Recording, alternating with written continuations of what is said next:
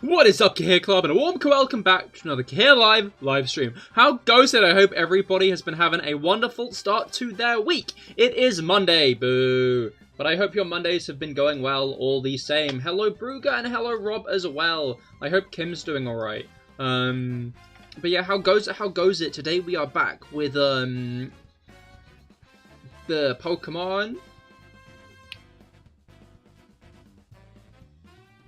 Yes.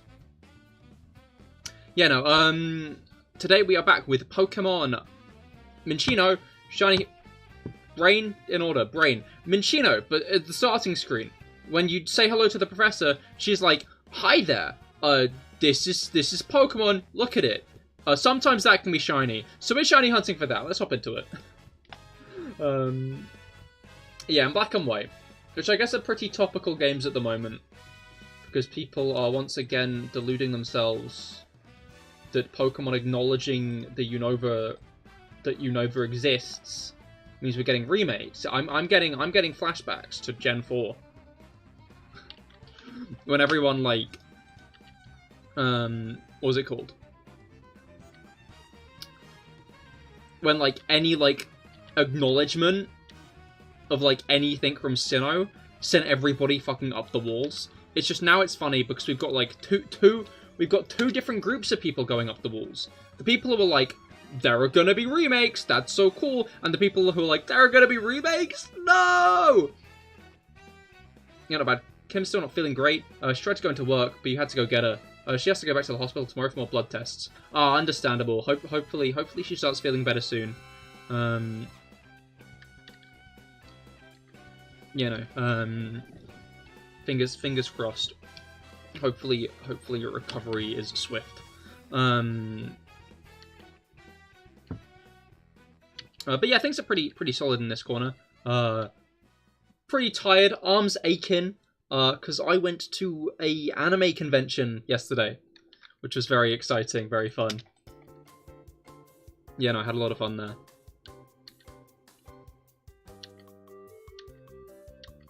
Did most of Pokemon fans heard of a remaster? As in, like, you think there should be a remaster instead of a remake, or are you talking about just the general concept? I mean, yeah, like, what was it called?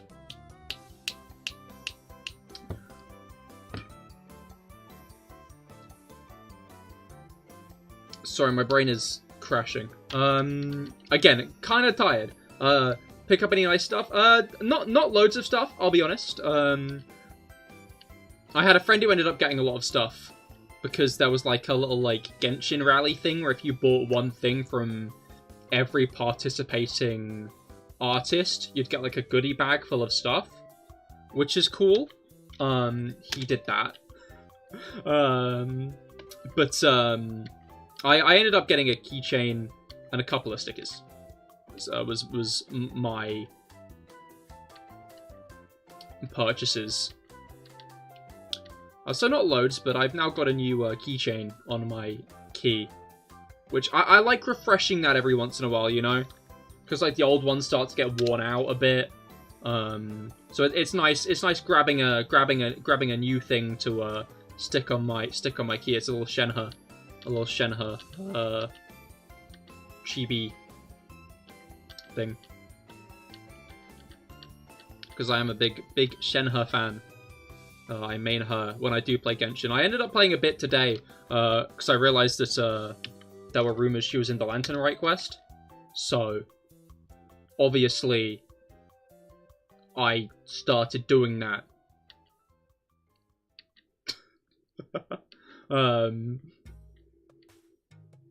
Also because, you know, Lantern Right, a lot of, like, Primo Gems and stuff from that. I wasn't gonna pass up on a big event like that. I'm not sure if this will be a return to my Genshin phase or not, but I'm certainly Genshining a bit now. Fair enough. Glad you had a good time. Last time you went to one of those, you really wanted to pick up a full Master Sword, but you could not afford. Oh, that's a shame. Yeah, there were swords as well at this one. They were only like 20 quid though, which surprised me. They were really cheap. But there weren't really any, like, swords that I wanted. No, like, I don't know, like, I'm not really attached to any of the Genshin swords, and there weren't many Genshin swords I was that interested in there either. I'm more like, I don't know, I've still not finished the latest season of Demon Slayer. And in general, it's like an anime I'm like, yeah, that's pretty cool, you know, but it's not like one that I'm, like, determined to get merch from or anything. And there were no Fire Emblem swords, and that's, like, the big issue for me there, because that is the main sword-based franchise I'm a fan of, other than Xenoblade. But the swords in Xenoblade aren't that sword-like often. Or at least the iconic ones aren't. Like, the Aegis. That being described as a sword, I think, is generous. It's sword-shaped, I'll give it that. But I don't think you're slicing anybody with that. It's more like a blunt force. A blunt force trauma type of weapon. Other than, like, the energy that shoots out of it once activated. And then the Monado is, like, a sword. It has a proper blade. It reminds me more of those, like, what do you call them? Those blades that, like, you kind of push up. And, like, you, like, snap each bit off as it blunts. I cannot remember the name of it. But when I see the Monado, I always think of those rather than, like, a sword. I guess Xenoblade still becomes an accurate moniker, in considering it's a blade still, unlike, you know, the other one. To be clear, I do like the Aegis sword's design. It's just not much of a sword. Alright. And then I guess the Master Sword is, like, another big one, but still, like, I don't know, the Master Sword's, like, a cool thing, but especially since I've, like, gotten into Zelda more through Breath of the Wild, it's not, like, a sword I'm particularly attached to specifically, as much as I am to, like, other aspects of the franchise. You think you'd happily own a Monado? Definitely. There were no Monados, though. Although, no, I'd happily own an Aegis sword. I've not actually played Xenoblade 1, so while the Monado seems cool, I don't really know much about it. Hello, Dominic! How goes it? I hope your week's gotten off to a good start. But yeah, it was cool. It was interesting to see how many cosplays were Genshin specifically. Like, there were a lot of different cosplays, but I'd say like a solid like between 40 to 50% of them were Genshin. And I think if you include like Honkai, it's definitely like 50%. To be fair, there was a Genshin cosplay meet, but I'm not sure how much that would have affected things. Because, like, you go around the stands and stuff, and, like, a lot of the merch there that people were selling, a lot of the art was Genshin. Which makes sense. A lot of people end up complaining about the amount of, like, Genshin art in comparison to, like, other properties, which I get as like, I went in, like, really hoping to find some BNA merch. There was none. None at all. Zilch in terms of BNA merch. Which makes sense as a pretty niche anime from 2020. Like, I don't know, is it niche? I feel like it probably is more niche than I'd expect it to be. Because as much as I really enjoyed it, I feel like anime fans are in, like, the ballpark of... At least, like, the main, like, core of anime fans are probably the kind of ones to see, like, a furry anime and kind of be like, And then Beastars also came out at a similar time, which meant a lot of attention was attracted to that, specifically. And I feel like BNA, I didn't really hear much about it. And I can't really just blame that on Netflix, because Beastars was also on Netflix. Got something great today? It's the Tomica version of the DeLorean? Yo, that's hype.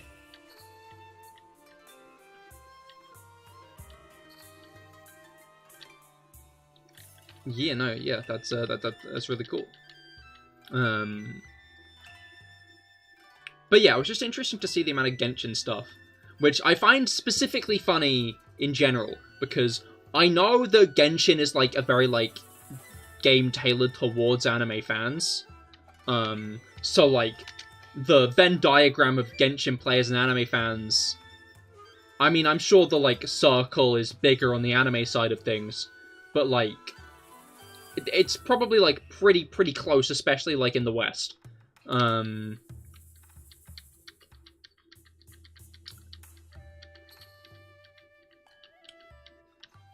Like,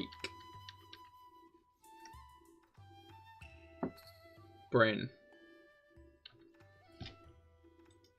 But yeah, like, I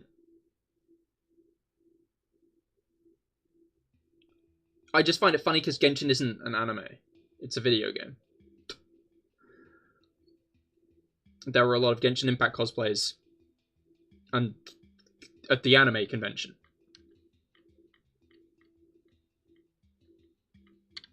Not yet. That is true. That is true. It's going to be soon. Yeah, but how long has soon been? How long did soon begin in that regard, is my question there. Because, yeah, like, apparently we are getting a Genshin anime. When? Do we have, like, a confirmed date at this point? Because it was, like, a decent bit ago they said it was going to happen, and we've not really heard anything since. So, while I could see it being soon... It got announced a year ago, so maybe it's closer than it was. Yeah, like... We'll see when it arrives. Hopefully it's not Genshin on the Switch. Type. Production line. Although I wonder if Genshin will come to whatever succeeds the Switch. It's like... I feel like that'll be able to handle Genshin a lot better. Whatever comes out at that point, I need to get like a better micro SD card for it. Because my current one, I'm constantly shuffling shit around. Like, my storage is full, and my micro SD is full. And I'm too reluctant to, like, archive 3 houses, which would solve most of my issues. Like, Scarlet and Violet is now an extra 10 gig, basically, because of the DLC and the update that happened a couple of days ago.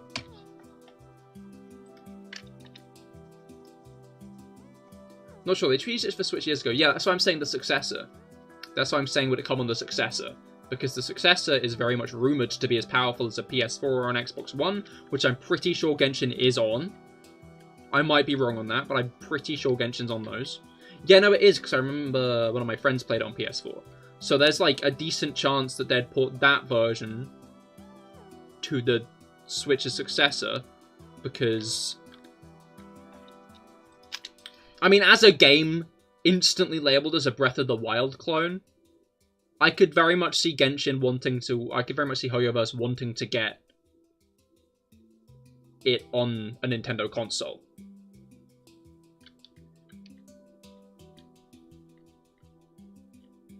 Yeah, I could very easily see it going on to whatever succeeds the Switch, if the specs are what are being rumoured.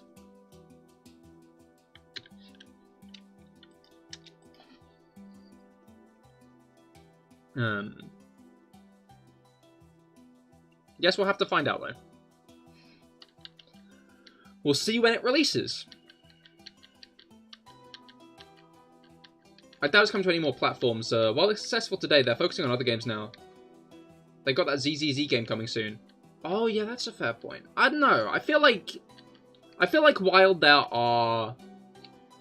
are focusing on other games, like, while they're focusing on other games, Genshin is still a massive success, you know? Like, Genshin is still a very, very big game. It is getting to the point where it's like... No, it's got to the point already where it's probably like one of the most well-known games I wouldn't be surprised as, you know? Like, especially current games, I wouldn't be surprised if it's one of the most well-known. maybe I'm just, like, in circles that specifically know it, and my opinion on it is tainted by that, but I feel like, especially with the amount of YouTubers they've actively sponsored to, like, speak about it and stuff, the amount of advertising and stuff, like, if you know about video games, I don't think you'd have to know that much about video games to know about Genshin Impact, if that makes sense. To, like, have heard of it. I mean, again, I guess gesturing to anime conventions. I don't know, this is one of the times where I just wonder if, like, I am too already in those communities. That means trying to think outside of that community isn't conductive to brain activity. But yeah, like, basically what I'm trying to say is Genshin is a very well-known game. There are some people who die by Nintendo consoles and don't play other things. And while it is on mobile, I feel like porting it to Nintendo consoles would be could be a big profit on their part. So when a new console comes out, I wouldn't be surprised if it gets released on that new console.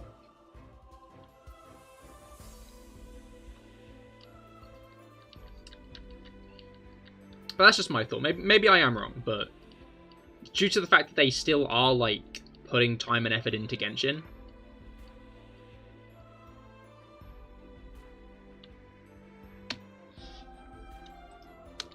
like the new animes coming out and stuff, it's clear they're still willing to put attention towards Genshin Impact. So I think it would be at least notable if they decided not to port it to the supposedly as strong as a PS4 Nintendo console that's supposedly coming in the next year or so.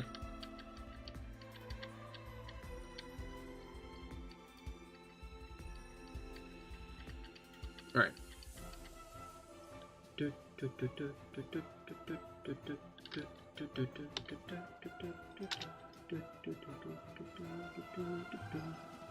Alright, I'm going to take a drink quickly.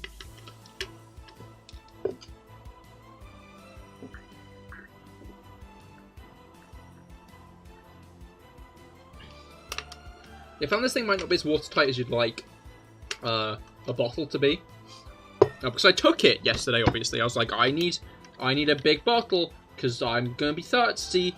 And I was, and the big bottle did help.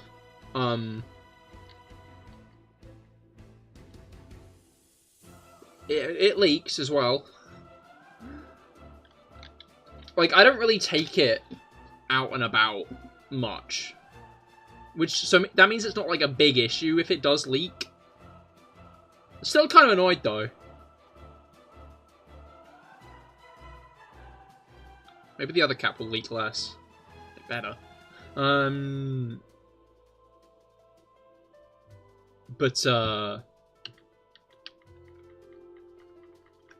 what's it called? Yeah, no, my like arms are aching. I overpacked. I was like, I don't know, you always hear like horror stories of anime conventions like having like overpriced food and stuff. So I was like, you know what? I'm going to bring my own food. So I did do that. Yeah, no, so I did do that. I bought like a couple of bottles of water for the friends who were coming as well. I had a hoodie just in case, as well as like a raincoat just in case. I bought some like biscuits and stuff to snack on. Like had a bunch of stuff in there. And it made my bag really heavy. So my arms are aching today. Which is funny because, like, back when I was in school, I always took around a bag that heavy. I remember once... No, not even once. In year 7, I didn't empty out my bag. I think it was about year 9, I stopped carrying all of my books with me all the time.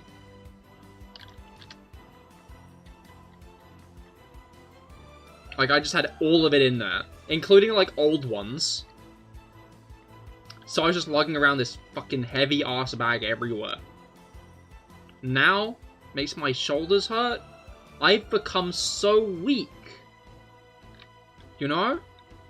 I've become but a shadow of my former self. If I can't lug around a heavy bag for 8 hours. Absolutely dismal. Absolutely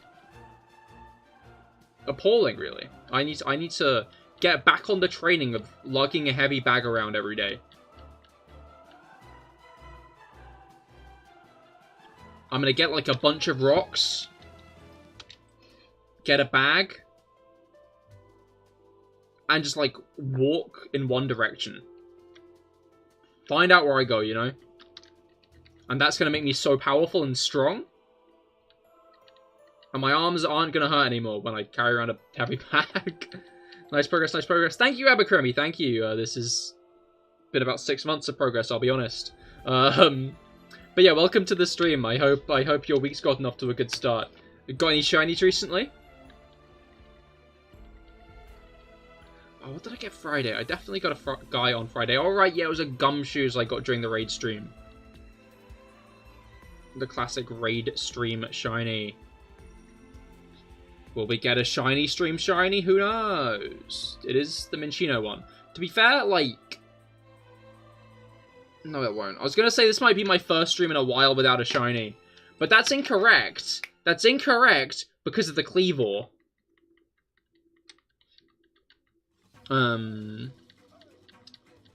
Which is surprising. I'm genuinely surprised I just did not get a shiny during that Cleavor day. Doing fine and focusing on getting Pikachu from Poldean Fates. Ooh, best of luck with that. That's the new expansion, isn't it? Alright.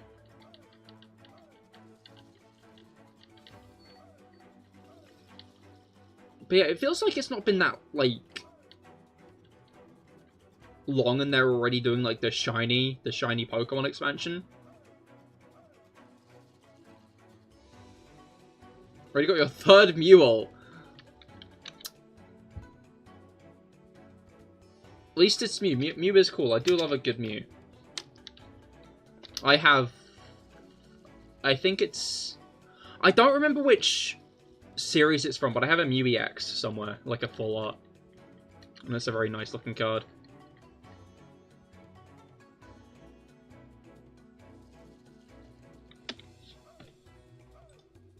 I like how many ults they're doing for like cards these days. It's kind of cool, honestly. But I've not collected cards for a couple of years. The last set I got was the one with Calyrex and its forms in it. Because I had like a phase in 2021. I was doing the TCG online. So me and a friend got a bunch of Pokemon cards so we could get a bunch more codes in the game. Which was funny. But I've not really done much since.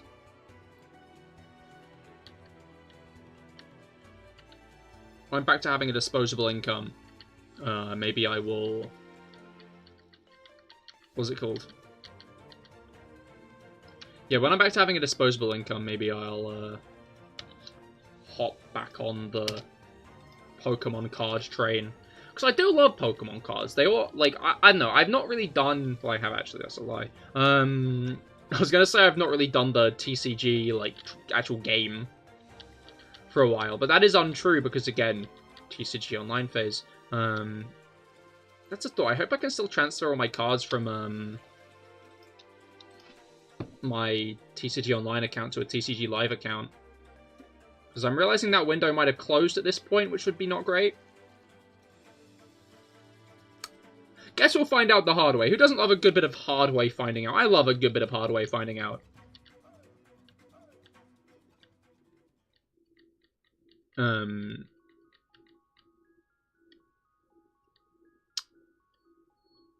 But yeah, no, it was weird getting back into it, because it had been like a really long time in between. Like when I'd actually done proper TCG fights.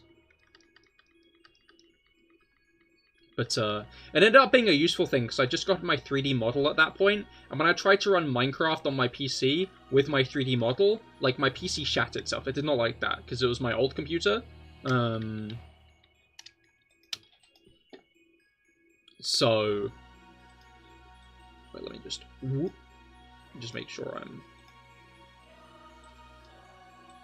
in a good position on the screen. I'm kind of leaning off, and that won't do. I need to be... I'd say front and center, but that's a bit of a lie. I'm not really front and center, I'm like... side and center, you know?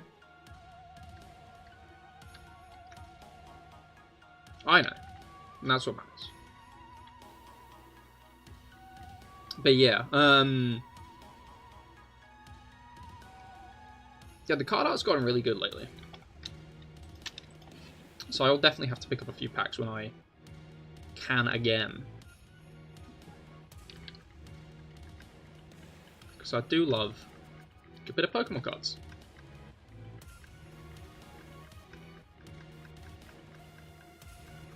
But it's weird because it's kind of like... I don't know, I was thinking about this recently. Pokemon cards are just kind of like gacha games. But like a bit more physical. Like... The issue, like, the perceived issue with gacha games is you're spending a bunch of money to get a rare thing in a video game. The only difference with Pokemon cards is you can physically hold them. You know? Like, the only, like, difference with Pokemon cards is, like, you can physically hold them in your hands, and you could feasibly make, like... You could legally make a profit back by selling those cards. Technically, on Genshin, you could make a profit back by selling the account, but that is illegal. You're not allowed to do that.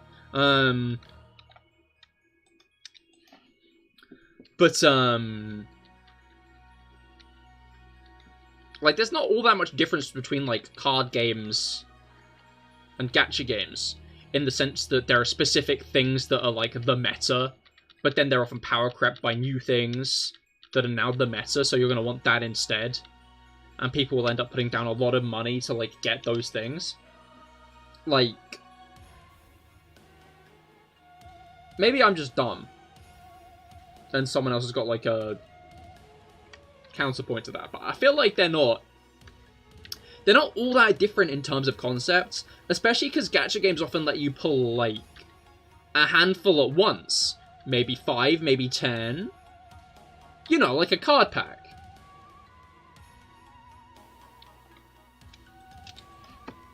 And in fact, often when you do like a bunch of pulls at once, you'll get like at least one good thing guaranteed. There'll be like a nice guarantee of like actually getting a good thing. Which I'd say is notable, because card packs often guarantee you at least one good thing. So, like, a group pull in a gacha game is often just opening a card pack, when you think about it.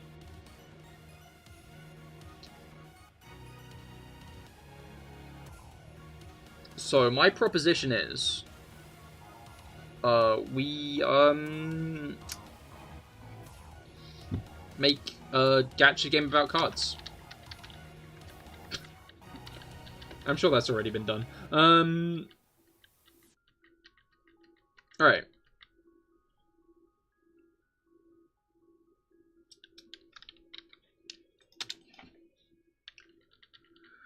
Well, on the way to 4K. We are now, I'd say. I mean, I guess maybe I should wait to about 20 before saying that. I don't know, I find it funny when people come in and like, wow, this hunt's taking so long. And it's like, yeah, this is a pre-Gen 6 hunt, buddy. Kind of how they roll. And in fact, even post-Gen 6 hunts often took this long. I feel like hunts becoming like a short stint is kind of a let's go thing. You know? Like since... Shiny hunting's been getting like easier and easier since... the Ultra Wormholes in Friend Park? That's Yu-Gi-Oh! Master Duel. That is a good point. That is a very good point. But yeah, like,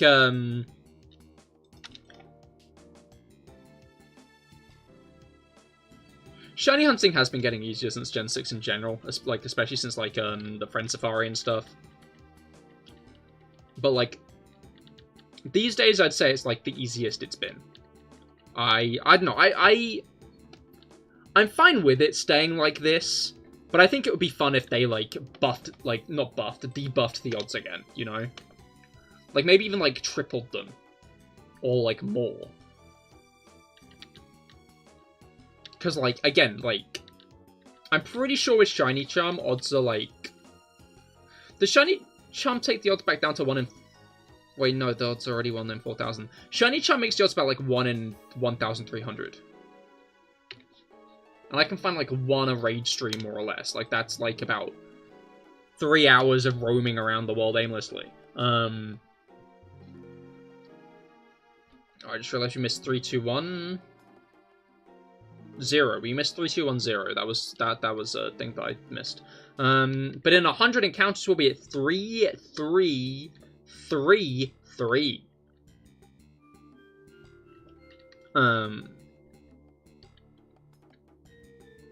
But yeah, I wouldn't mind them making shiny hunting harder again. Because, like, it kind of does mean if you want, like, a hard hunt, you have to go back to older generations. Or hunt the Dunsparce specifically. Or Mousehold, really. Like, there are a few hunts you can take on nowadays that, like, actually will pose you, like, a larger challenge. Like, modern day Pokemon hunts. Like, the only real ones are soft resetting for legendaries, which is in BDSP, slightly in... What's it called? The other one. Sword and Shield. Slightly in Sword and Shield, because you can get the Reggies. And I think that's it. To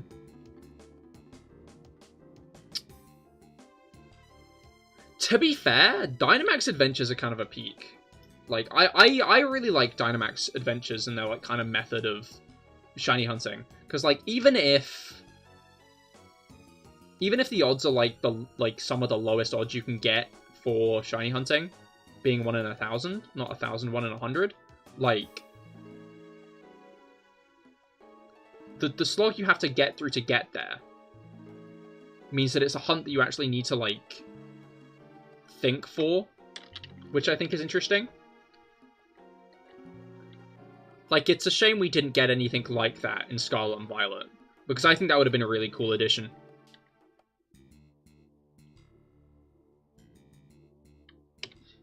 Like, it makes sense they didn't want to rehash the exact same way to catch the legendaries again. I'm happy we've got the legendaries sprawled out in the overworld this time, instead of all in one place. Which we've been getting for a couple of generations now. But,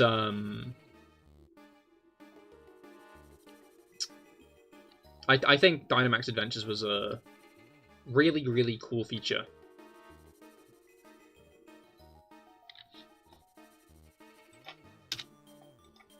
And we will probably be doing that stream again at some point. Yeah, this Friday I think we'll do Mario Kart Monday. I know I said Greg Tower Defense, but as it turns out, you need to like wait a while after a game is put up on Steam to actually release it. About 2 weeks, in fact. It lets you set whatever you want as the release date, but you have to wait 2 weeks. So Greg Tower Defense will be coming out on the 16th instead. Still make sure to wishlist it though, so you can be reminded when it does release.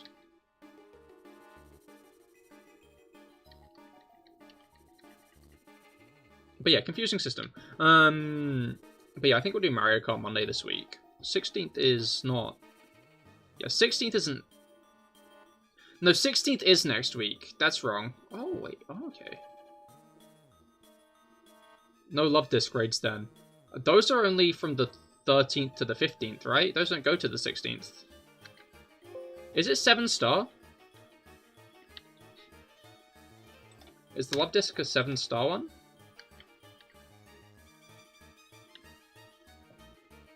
Or is it? It probably is, isn't it? We'll see, we'll find out. Maybe I will do them.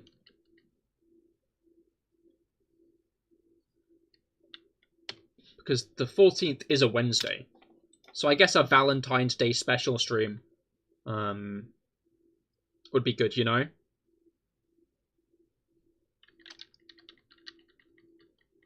I could title it something like Lonely People Welcome.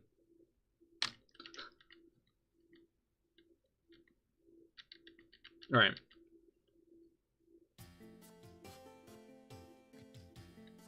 Nah, 3 and 5? Oh, okay, never mind then.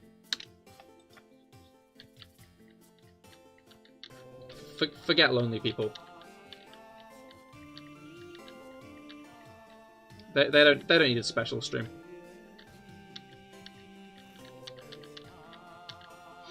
Who'd want to do Love Disc raids anyway? SMH.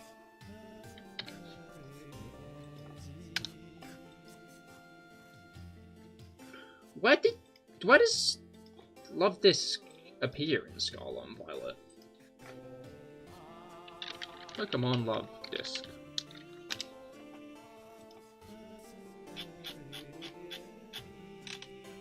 Oh, in the main game, okay. In the main game and Blueberry, and I've noticed it in neither. That's genuinely kind of funny, actually, I'm gonna be honest.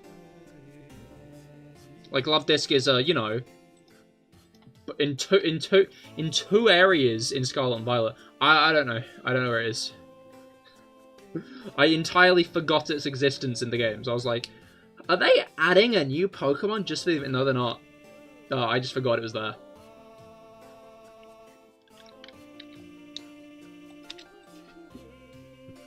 The issue is Love Disc has become very irrelevant.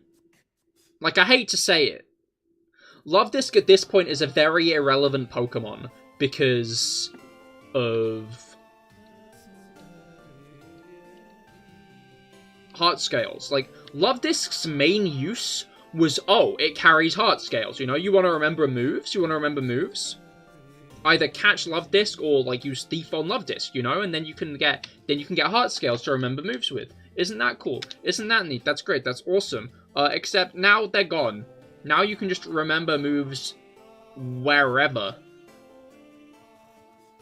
It's no longer a limited feature.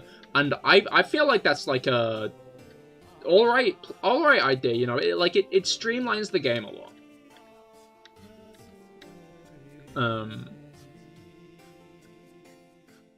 It feels like a decision more made to make competitive. Is it? Actually, maybe it's not.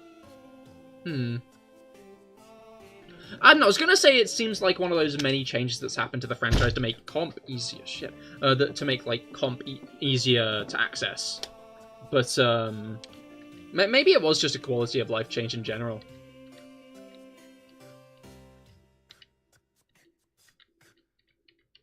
I don't know, I'm just very aware, like, a lot of changes that have come to the franchise since about Gen 7 have been in the specific interest of making VGC more accessible.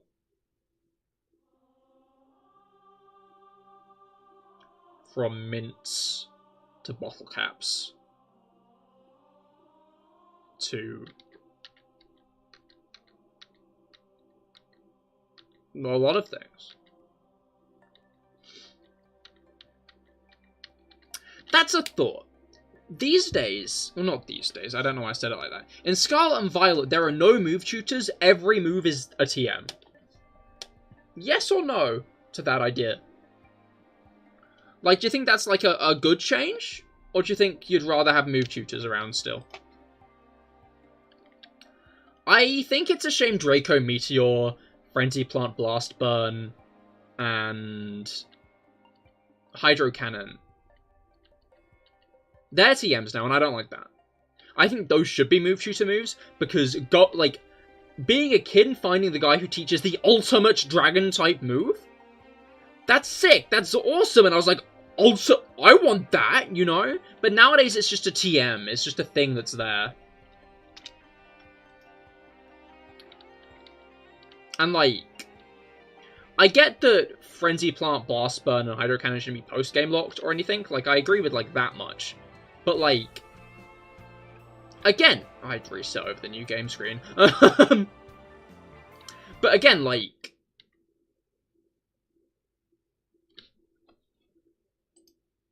As a kid, it's cool finding, oh, here are some cool moves that you can learn.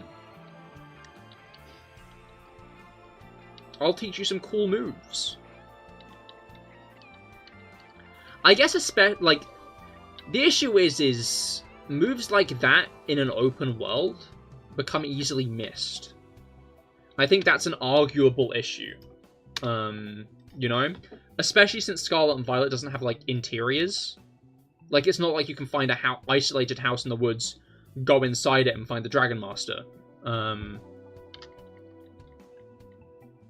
like, imagine if, like, you went to, like, the end of a cave or a peninsula or something, and there was someone standing there, like, wistfully looking off into the distance, and they're like, yes, I am the Dragon Master.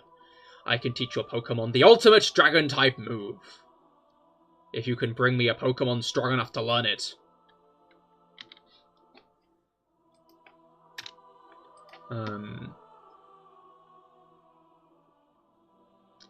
And, like, maybe a couple of other people like that, who teach you, like, I don't know, Ice Punch, Fire Punch, and Thunder Punch. And, like, moves like that. Like, I think shooter moves that need BP, I'm fine with those going, you know? While I think the removal of the battle tower, or anything like it, in Scarlet and Violet, is actively to the game's detriment. Especially because it means, like, it removes, like, one aspect of replayability a lot of the older games have. Because if you want to do, like, high-level play in those, you just go to the battle facility of the game, or the battle frontier of the game, and you do those, you know? Because those are some of the hardest fights you can get into without actively having to fight other people. Which means that after Scarlet and Violet are over, after those games are over, and the whole VGC scene moves to Gen 10, and in fact, especially as it moves to 11 and 12, the VGC scene in Scarlet and Violet, the competitive scene in Scarlet and Violet is going to die out entirely. And I feel like the intention on the removal of the battle tower is for Scarlet and Violet to focus you more towards VGC stuff. But I feel like the removal of that means people... It removes that level of replayability later on. People can't come back to Scarlet and Violet to do those challenges because they're just not there, which means there's less for people to go back to Scarlet and Violet for. In general, I think Scarlet and Violet will be very shaky games to revisit once New Generations comes out because of their performance, to be fair. Like, these latest performance improvements, I think, are necessary for the game, basically, to actually have longevity. And I think they've already scuppered longevity of Scarlet and Violet to begin with, because these aren't going to be a game people are going to want to revisit, you know? Like, one of the joys of the Pokemon franchise is it's a franchise, you know? If you don't like the latest generation, or if you want to get a Pokemon kick halfway through the year before a new game's release, you can go back to an older game in the franchise and replay it, you know? And you could Nuzlocke it, or you could just do a regular playthrough, experience the joys of the game again, and then do all the challenges the game has to offer after you're done, you know? You could give it a proper run-through. But Scarlet and Violet fundamentally has one thing in between it and people doing that, and that is the performance.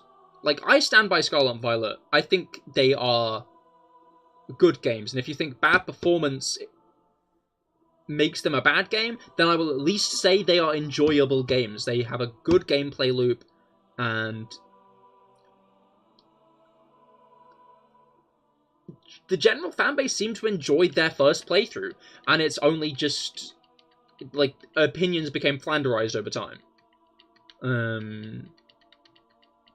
But I think their bad performance is actively going to make people turn away from them when thinking about, oh, I want to play an old Pokemon game, what should I play, you know? Because, like, even with Sword and Shield's shortcomings, it's still got a main story you can replay when you're bored. But Scarlet and Violet has a main story that people remember as being kind of laggy and glitchy. So people aren't going to want to do that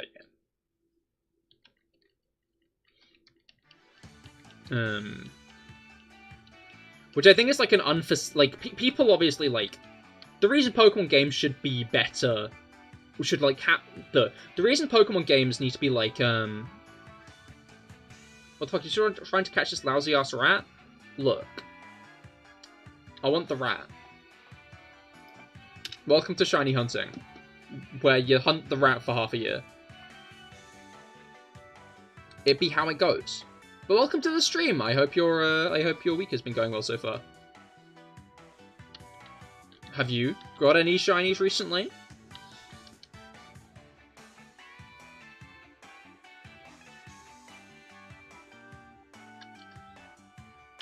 All right.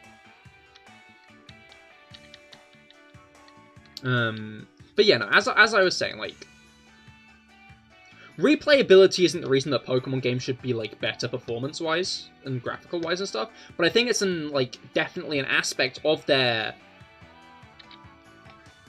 performance issues that is actively going to bite Scarlet and Violet in the back in terms of how they're going to be remembered, because people are going to be less likely to go back to them to re-experience them, you know? And I think that's a very important aspect for Pokemon games to have. Because it's through replaying the games that people can be like, oh, this is like this, you know? Like,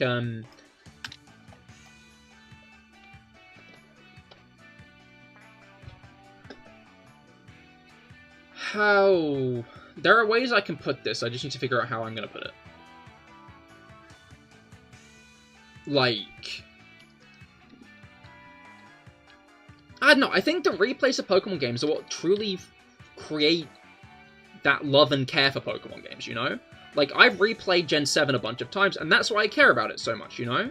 Like, as much as I had a blast with it the first time, it's the fact that I played through it, like, probably the most of any game that makes me so attached to Gen 7. That makes Gen 7 my favorite generation, you know? Because I know, like, every nook and cranny of Gen 7, you know? I know Alola like the back of my hand, I know all the characters so well and stuff. If Gen 7 performed if Gen 7 was, like, a really laggy game, and such, then I'd be, like, less inclined to go back to it at points, you know?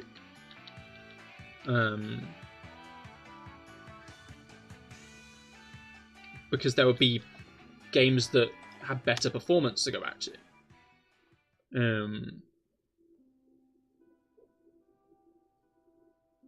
I'm trying to figure out if that actually would be true of my opinion of Gen 7 in that kind of case. It might be, honestly. But yeah, my point being, it's the replaying of Pokemon games that I think helps endear you to those games. And Scarlet and Violet, while I think they fundamentally do have replayability as a game in concept, you know? You can battle the gym leaders in different orders and stuff like that. You can do all of the Titans first before you do a single gym leader. You can try to only use Pokemon from raids and stuff. Like, they have replayability in concept, but they don't have replayability in, are people going to want to go back to these games in 5 years' time?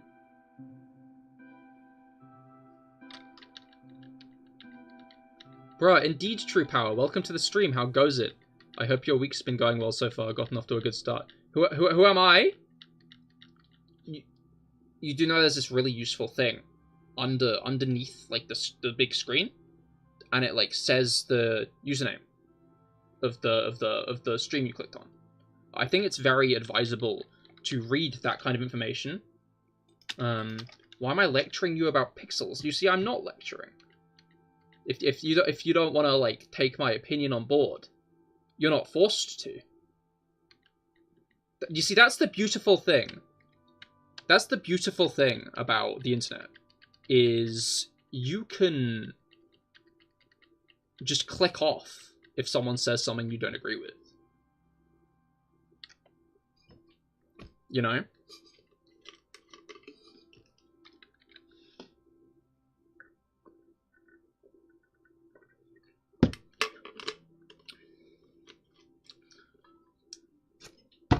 Alright.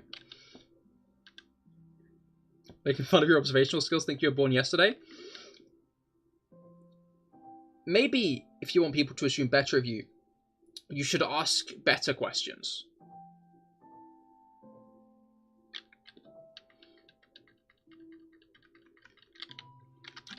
Anyway.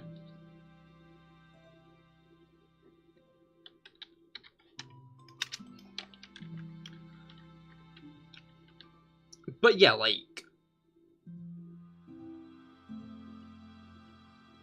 I will be interested to see if opinion ends up shifting on Scarlet and Violet. As, oh, you see, now you're calling me mentally disabled? Like, I never really made that kind of implication towards you. I just talked to you like an idiot. But you see, now you're kind of going... You're definitely on the spectrum. Oh, I see, that was the first one. You did it! You figured it out! You figured it out. Yes, I'm playing Pokemon. I'm playing Pokemon as an adult. Of course I'm autistic. Like, what's the expectation there? You know? Like, you get mad at me for stating the obvious. Like, grr, how that, like... Now you're doing it, you know? Like, this double standard. This double standard. This double standard there. This double standard, I think, is, unbelievable, you know? Hypocrites nowadays, you know? I have a fun fact about Asperger's, actually. I have a fun fact about Asperger's. You started it, yeah, because who are you? You know what? Yeah, no. I have a fun fact about Asperger's, actually. And by fun fact, I don't mean fun fact. Asperger's is actually a condition made by a specific member of a political party in the 1930s,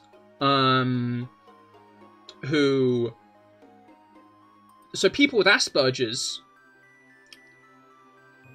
are autistic people who, you know, wouldn't be killed in his ideal society. If you're catching my drift. I don't know why I'm pussyfooting around it. He was a Nazi. And Asperger's as a condition is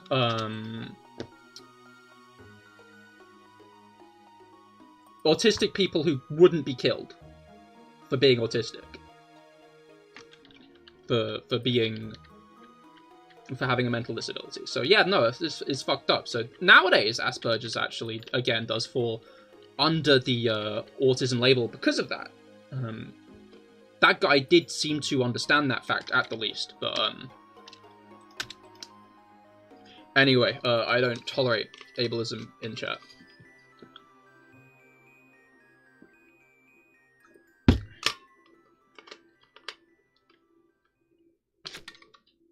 Alright. Someone in a server you rarely talked in tagged you and asked you what's your relationship with your dad. And then he was surprised and just left. One other thing about the internet.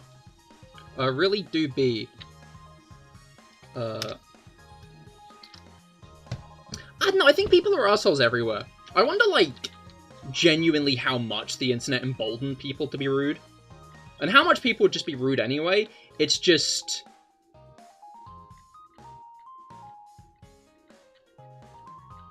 harder, like, I think there definitely is an element of, like, that... What's it called? Not ambiguity. I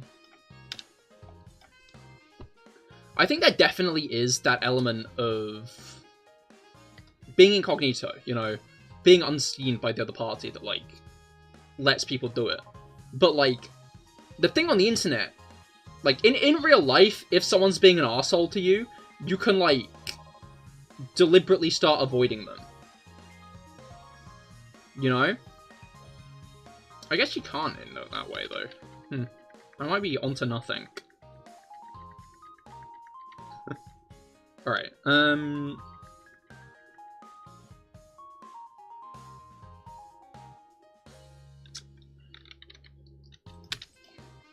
like...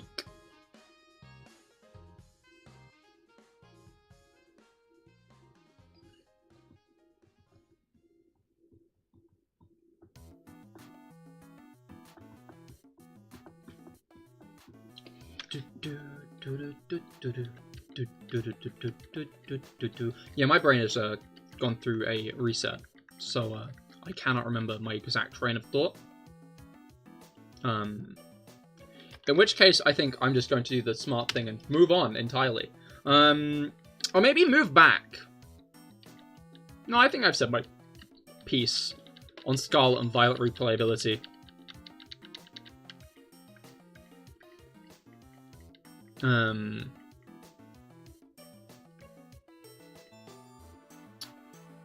But, yeah, I'll be interested to see how opinion on Scarlet and Violet goes in the future.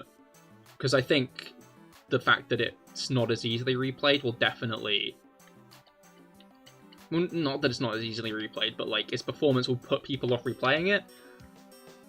So opinion can't develop in the same way it does for other games.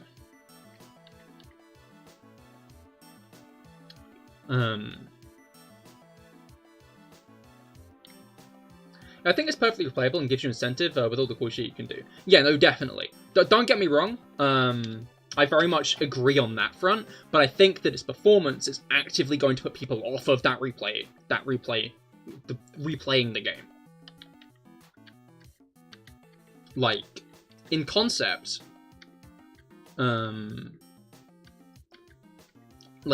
concept, really good replayability. But the issue is a lot of people now think of Scarlet and Violet as buggy, slow games that, like, are hell to, like, get through. So people are thinking back on Scarlet and Violet, when they're thinking, what game should I replay? I don't think Scarlet and Violet are going to be the first ones that people choose. I think, so, yeah. You play through both because you want a certain shyness. Yeah, no, exactly. Like, there are a lot of people who, you know, remember, oh yeah, Scarlet and Violet. Like, fun, they're enjoyable games, but their performance is the only discussion point on the internet these days. You know?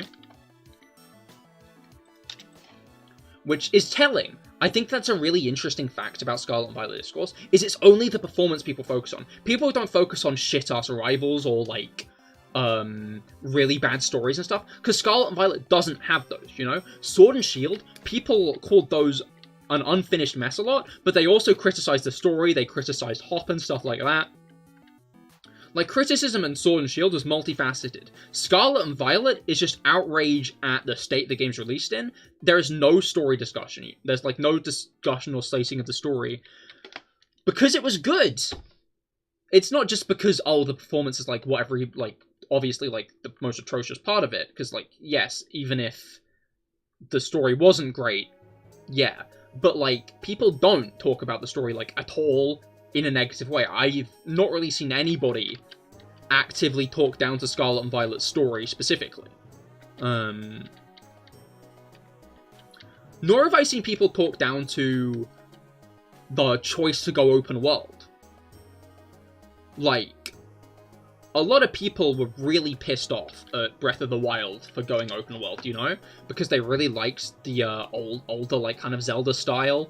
From, like, Ocarina to Skyward Sword.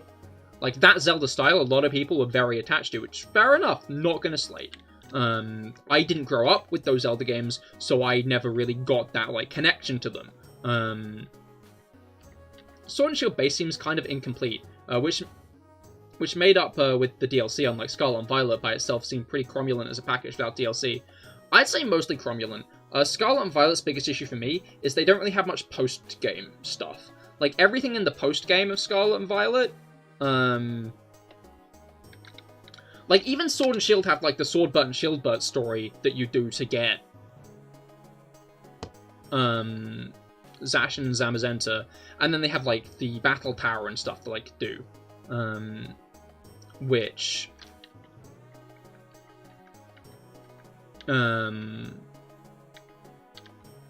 what's it called?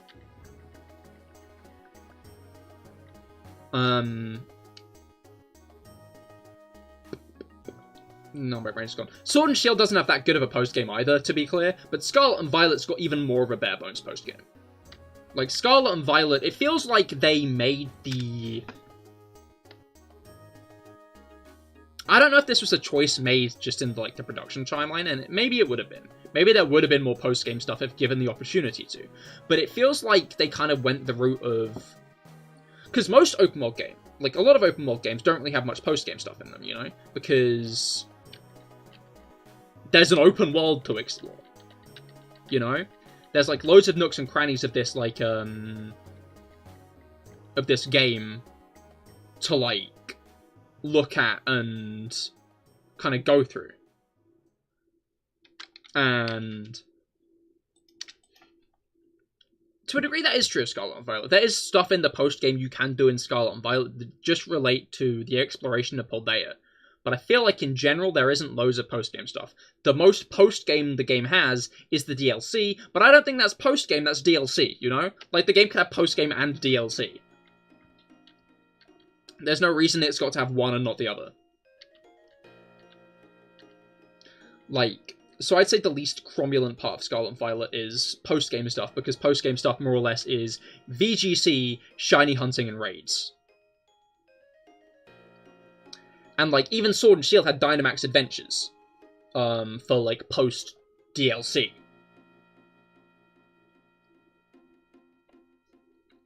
Which, like, gave Sword and Shield that level of, like, replay... like, not replayability, but reason to go back to the game after completing it. Scarlet and Violet...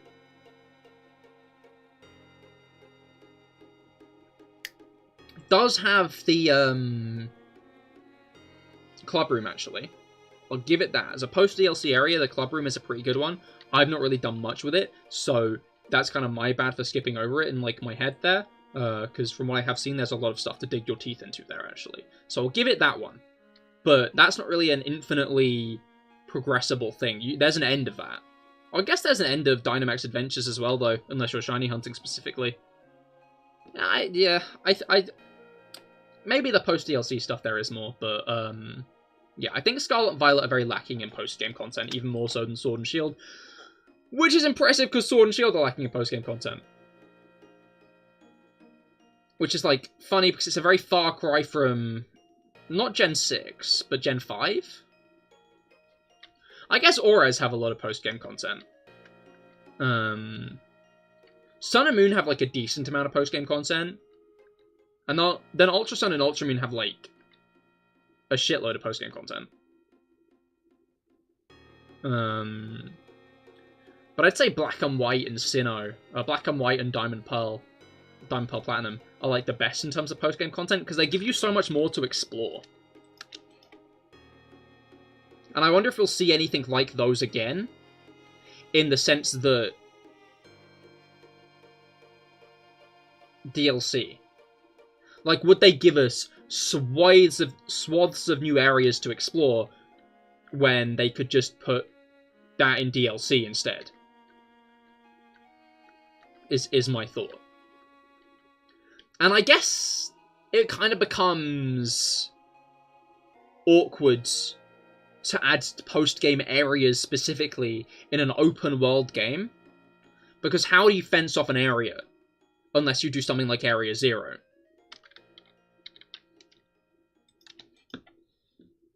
Like, unless they add, like, a post-game zone to go to.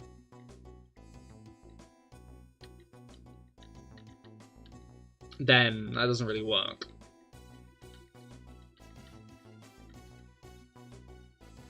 Alright.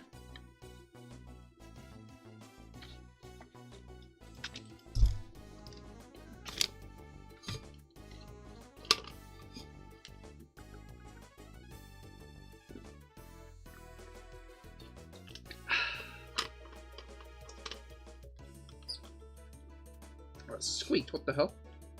Don't like that. Part of me just wants to tip it upside down and see if it still spills.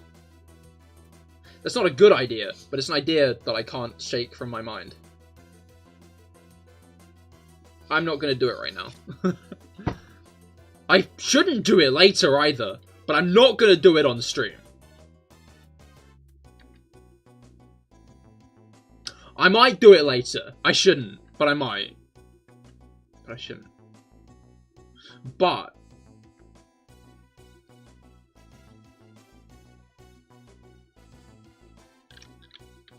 alright. But yeah, flying is a game changer. I find myself using it a lot. It's a cool mechanic to have in an open world game, to be honest. Like, both Scarby and Tears of the Kingdom prove being able to, like, fly from A to B is such a cool mechanic.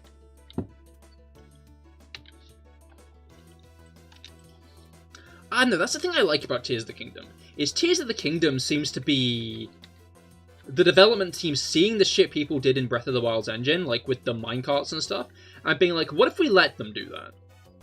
You know? Sorry, I know I've, like, leaped from game franchise to a different one again. What's it called? Speaking of,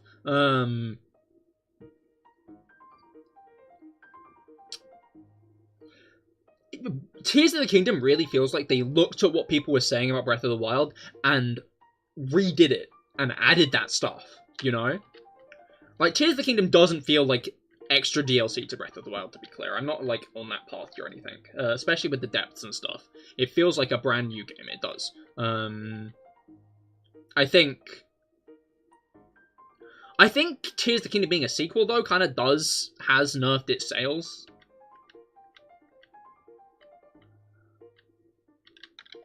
But I feel like that's a different conversation to the one I'm trying to start right now. Alright.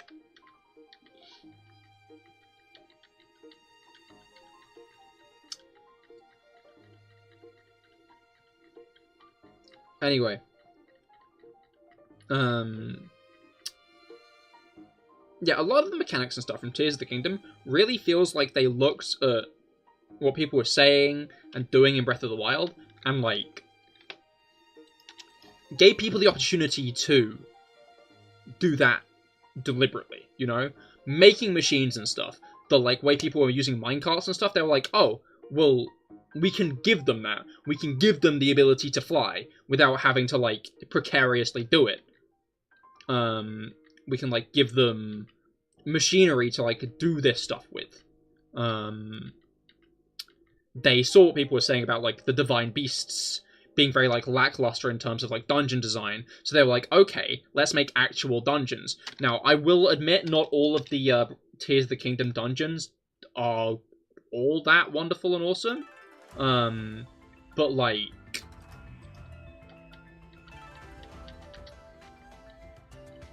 I'd say, like, on average, they're better than Breath of the Wild's Divine Beasts. And at the least, the fact they all have separate aesthetics is a very cool thing. Why is the Zora dungeon in the air? I don't get that part, though. I don't get that part. It should have been under the lake. I don't really get why it was in the sky. Like, I kind of get why it was in the sky, you know. But I don't get why it was in the, like, the Spirit Temple was in the depths. And then Gorondia was in the depths. So having a third dungeon in the depths, I get why they wouldn't want that. But if it were, like, under the water, then it wouldn't really be in the depths. It'd be underwater, so it would be basically on the land, kind of like the Gerudo Temple. But then again, I guess that means you wouldn't be able to see it. Like, a nice thing about the dungeons in Tears of the Kingdom is, as you're roaming the world in Tears of the Kingdom, you can see them. You know? They're, like, visible. You can see the Stormwind Arc, Zora Temple, and Lightning Temple, like, just roaming around. And then, like, in the depths, you can see Gorondia off in the distance, and, like, those are all cool things. But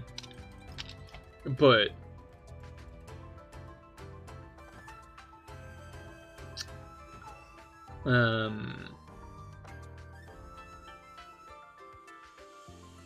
was it called?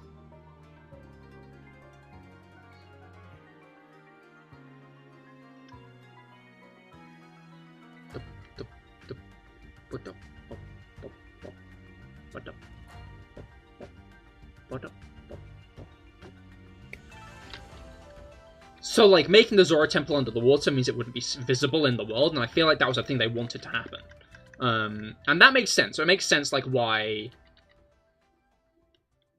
it's in the sky. And it also means, like, as, like, a waterfall, that makes sense. But I don't know, I don't get it. I don't get why it's in the sky. I feel like its aesthetic is kind of... It's the least memorable dungeon. Between it and its boss fight, honestly. Like, Muktarok is a funky little guy, I'll give it that. I will not slate the fact that the Muktarok is a funky little guy. But in, like, terms of the bosses, the Colgera is the easiest boss. I'll give it that.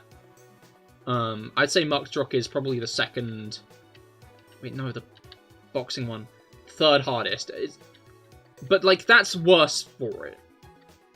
In a way, because it makes it, like, the middle, which is even more forgettable. But, Colgera has the advantage of being a very cinematic, mechanically oriented boss. You know? Like, Colgera's difficulty doesn't come in, like, how much health and stuff it's got. It's there to be like, you know how to dive, right? Basically. And then if you want to give it more difficulty, it becomes an aim practice puzzle, you know? Or you have to, like, try to hit it with a bow and arrow instead.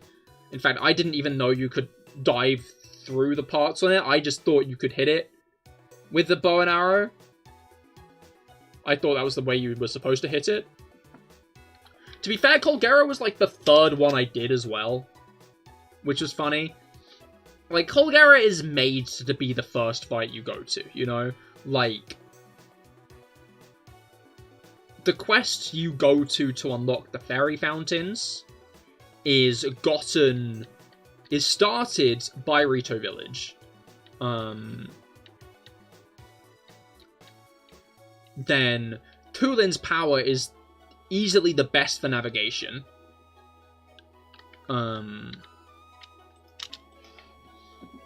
Like, it's a very, like, useful power to have out in the world. Tulin's fighting ability is actively one of the best ones, because he can headshot, which can immobilize enemies. And Colgera's the easiest fight. Like, so I kind of, yeah, sure, you want to do that, you want that to do more cool stuff while flying, exactly. And I got it, and I was like, wow, I'd been missing out. Because I did Gerudo, Spirit Temple, Gorondia, Stormwind Arc, Zora Last, and I completed my final shrine before I did the dungeon. Like, the final shrine was the one on the way up to, the Zora Temple. Which was funny. I don't know, I feel so stupid in my Tears of the Kingdom playthrough, because I had Minoru from word go, and I didn't use her. Minoru was the second, like, was the second one I got, and I just didn't use her in my playthrough, because I was like, I don't need this. Yes, you did! She's easily, the best. For, like, Minoru is, like, the best hands down for combat, because you can strap ice spitters to her, which means she can freeze enemies, or electrocute enemies, or do whatever you want to enemies. Sorry, I'm just angry that I did not use... I'm angry that it was I'm angry it was only after I completed the game I realized how peak Minoru is as, like, a thing. As, like, a spirit power. It was cool doing her second, don't get me wrong. Like, because I didn't know who the fuck Minoru was. I assumed Minoru was Sonya when I first went into that, and then she was a Zonai, and I was like, what? There's more? Like, I was so hyped finding out about Minoru being a Zonai. Like, I fucking flipped upon finding that out.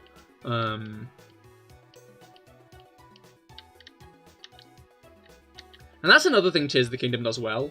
You have to admit, you never really use the spirits, guys. It was too distracting for you with those guys running around. That's understandable. I only really had Riju and Tulin out by the end of the game, because Sidon's power was pretty mid, Tulin was useful for navigation while flying, and I thought Riju's thunder power was really cool, so I wanted her out, even though I rarely used it.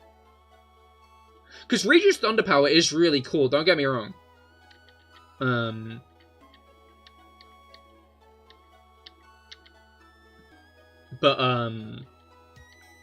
Yeah, no, I get why people would be less interested in the spirits. I think the champion's abilities were better implemented abilities to get, but I understand why the sage abilities had to be why they had to be the way they are. Like, the champion abilities work well as video game abilities you get given. Do they? Fuck. How do I put this?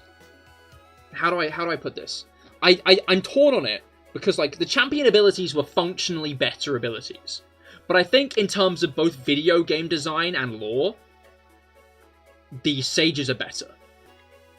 Because each sage dungeon gives you the ability at the end, but the sages themselves basically become the item you get in a Zelda dungeon.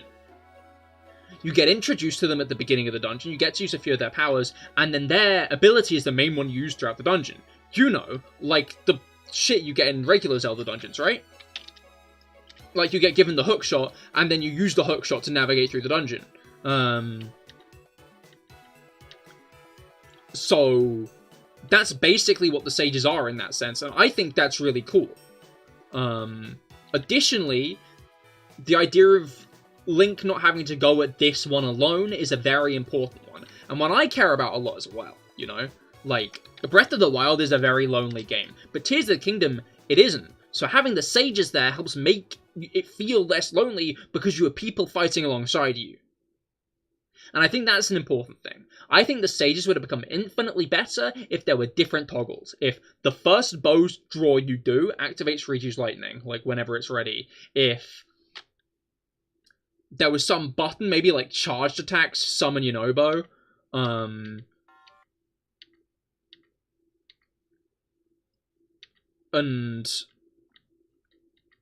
I guess Sidon's water applying itself when needed would also be good, because if you don't want those abilities, you can just turn them off.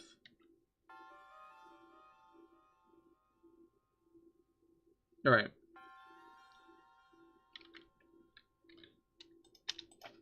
The best thing you ever did in Tears was make that 2-fan hoverbite and stick it on your recipes. That was just like a cheat code. Yeah, no, definitely. Like, I used the hoverbike a bit. In fact, I used it to beat the Goron Temple because I could not figure out the way I was meant to go on the tracks. Like,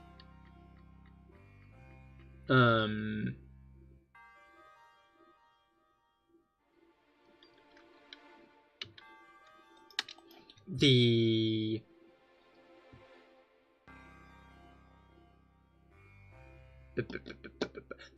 tracks that kind of link the Goron Temple all around, I couldn't figure out where I was meant to go next, so I just gave up and used the hoverbike.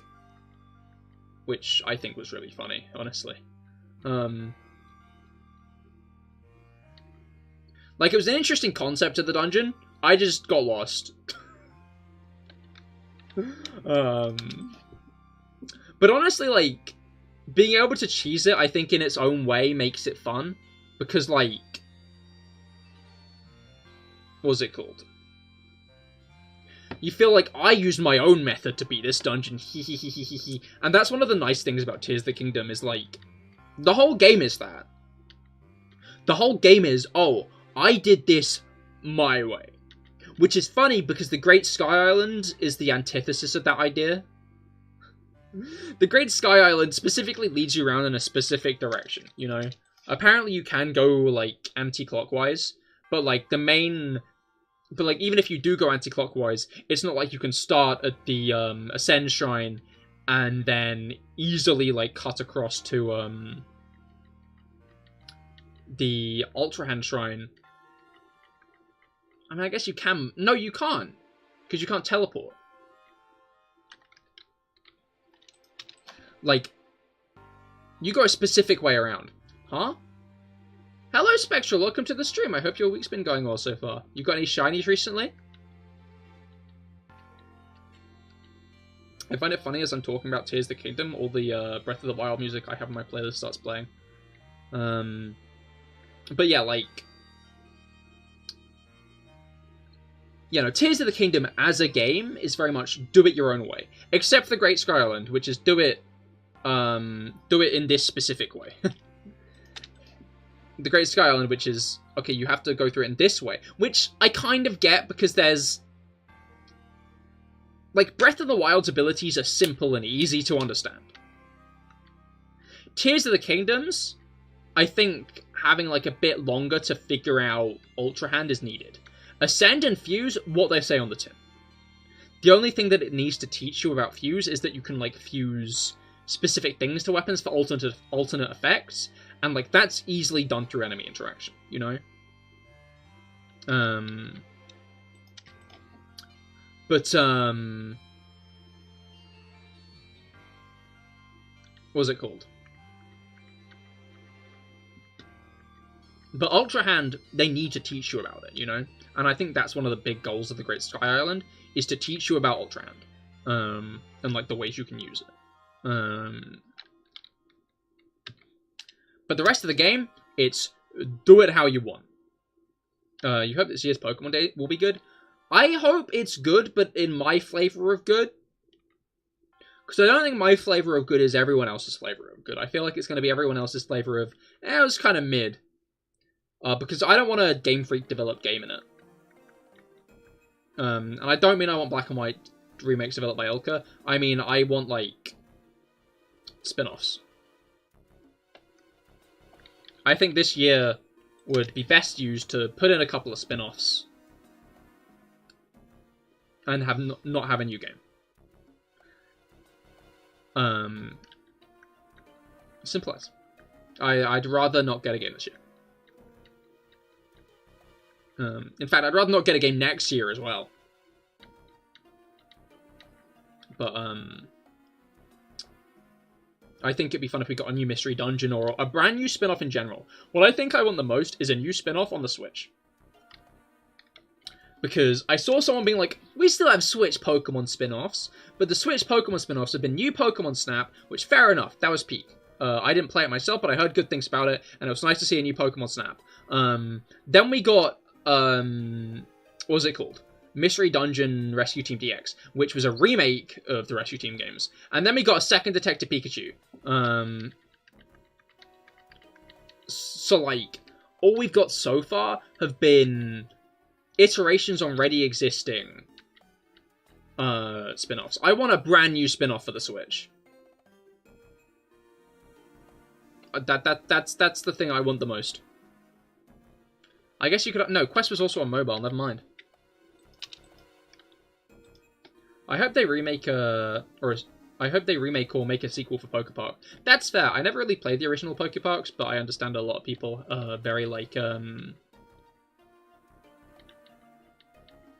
what's it called? I feel like people are very, like, attached to it. So it would be cool to see another Pokepark.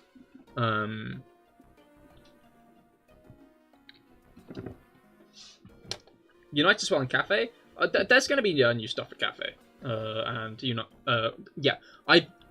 The first, like, 15 to 20 minutes of the Direct are probably going to be updates for Masters, Unite, and Cafe Mix.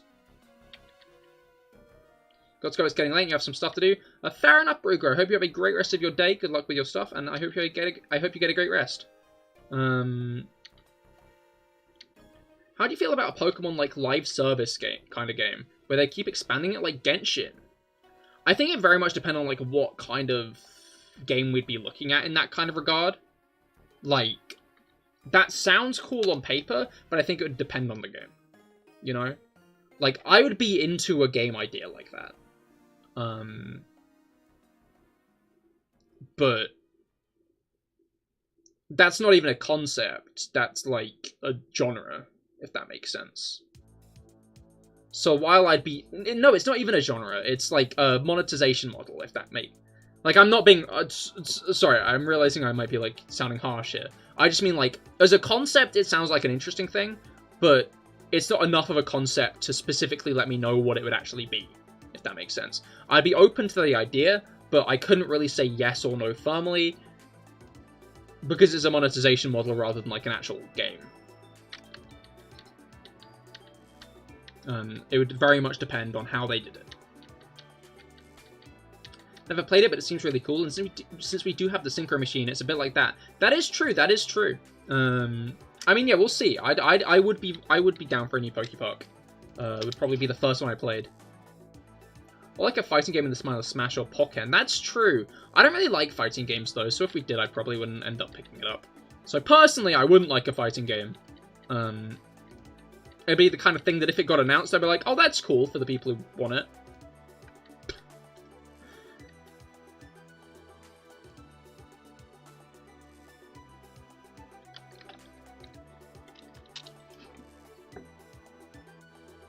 But yeah, like... Yeah, my biggest hope is a new Switch spin-off. And I feel like that's been a train I've been on for a while. Because I remember when the Mewtwo 7-star raids happened, and I was thinking it'd be actually a spin-off game to do with Mewtwo. Also, Miraidon, Farlinks, and Ceruledge coming to Unite. Ooh, Miraidon, that's a cool one.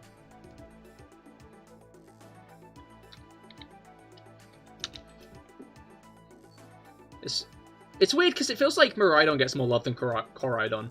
Wait, does it? Wait, I forget. Did Miraidon or Koraidon get added to Cafe Mix first?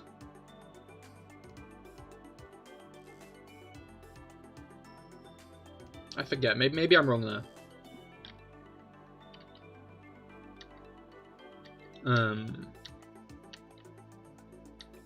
But yeah, like... Yeah, I just wouldn't really be that interested to see, like, Black and White remakes or a Black and White Legends game or any of that kind of stuff. Okay, no. Let me put it this way. I don't want another Game Freak developed game. Honestly, I'd be a lot more open to see an Ilka developed game, an Ilka developed remake, if they were given more time with it, and if they didn't do the art style as BDSP. Because I feel like even if Ilka were given time to develop BDSP, the graphic-wise stuff still wouldn't be that great.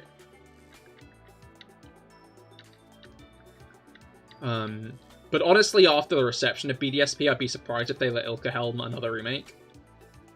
But then again, they did sell well. Like, BDSP sold better than Legends, but I think that's because the Christmas season. But then again, the reception to Legends might mean that,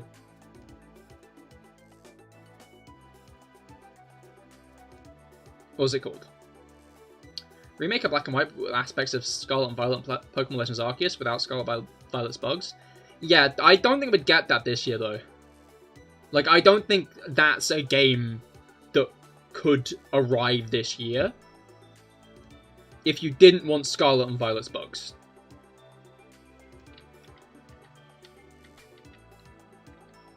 I think for a game like that to come this year, it would have to have bugs.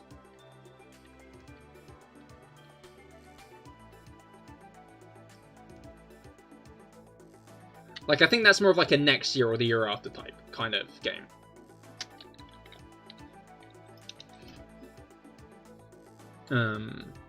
But honestly, like, I don't know if I'd want an open world Black and White.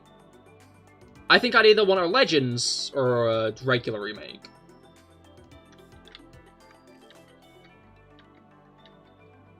Those are like my two. Those are like the two rather options if we get Black and White content. Like, I'd be down for Black and White remakes. The issue with Black and White remakes is... Okay, actually, this is a multifaceted thing I'm about to say, so let me get to the start of it. Pokemon Black and White are great games. Great games on their own, you know? But I think Black and White 2 are an important part of Black and White. The issue is if we get, like, a regular remake, we wouldn't get Black and White 2, arguably, because Black and White 2 are some of the worst-selling games in the franchise, and they don't tend to, like, do the third versions for remakes. So I wouldn't see a situation in which we got Black and White remakes and Black and White 2 remakes.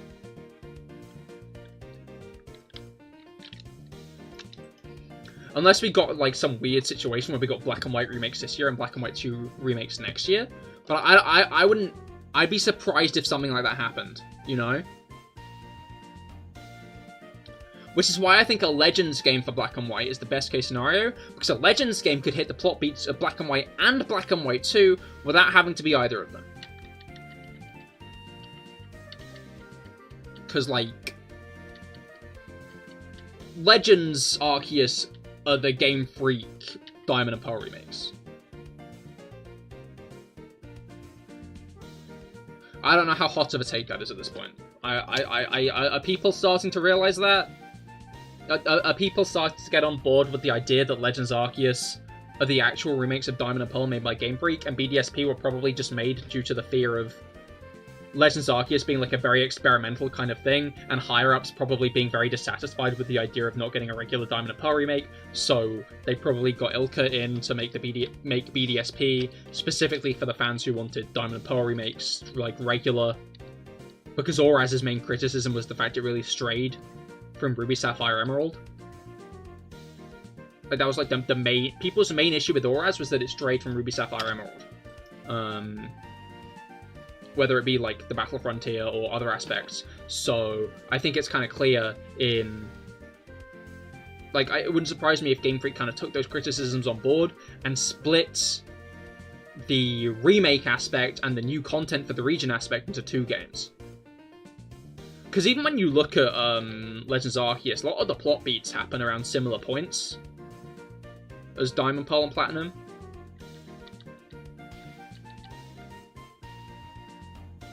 Like, yeah, I think there is good argument for Legends Arceus being the real Gen 4 remakes. Game Freak developed Gen 4 remakes. Because BDSP are fundamentally remakes of Diamond and Pearl. But they're not by Game Freak. And I think yeah. So I think a Legends game for Gen 5 would be the best case scenario for Gen 5, because a remake wouldn't give us Black and White 2, so it probably wouldn't give us the Pokemon World Tournament, it probably wouldn't give us, like, Colress, or... No, it would give us Black and White Kyurem. It wouldn't give us Hugh, it wouldn't give us Champion Iris, and it wouldn't give us Sharon as a gym leader, nor would it give us Roxy or Marlon. So there'd be a lot of cool stuff that happens in Juniper, just gone. Because of it being just a remake of Black and White, and the fact they don't seem to go further. 3-3, 3-3, 3-3, 3-3, 3-3. We are at 3-3, 3-3.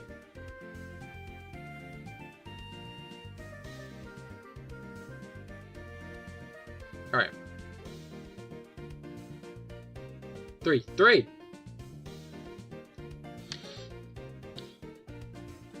But yeah, like, and that's another reason I'm iffy on the idea of Black and White remakes, just because Black and White 2, where do they fit into it? I don't know, a lot of people seem really against port of Black and White, which confuses me. Like, I've seen a few people say, I don't want a port, why not? Like, I'm not. I think like a version of Black and White that's just kind of like been graphically upgraded for the Switch in like what it's already there, instead of remaking it from the ground up, like using the same sprites and stuff. I think that would look really good. Like, am I alone in this? Am I the only person who'd want that? Like, sprite-based games in 3D environments are becoming a very popular concept. Like, I think my ideal black and white remakes would be, this might be overzealous, but a double pack of black and white 2, where you can, like, choose which save file you go into it to the beginning, and then transfer Pokemon between those saves without home, and stuff like that. And then, like, Memory Link would be built in.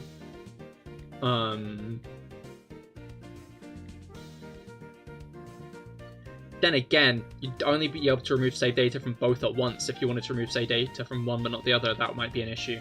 You know what? They'd have to figure something out. But I feel like they could. I feel like they wouldn't, actually. Anyway, but yeah, like, black and white remakes that aren't remakes, they're remasters. They're remasters of the games. Graphically upscaled, models touched up just to look good on the Switch. Sprites don't even need to be changed.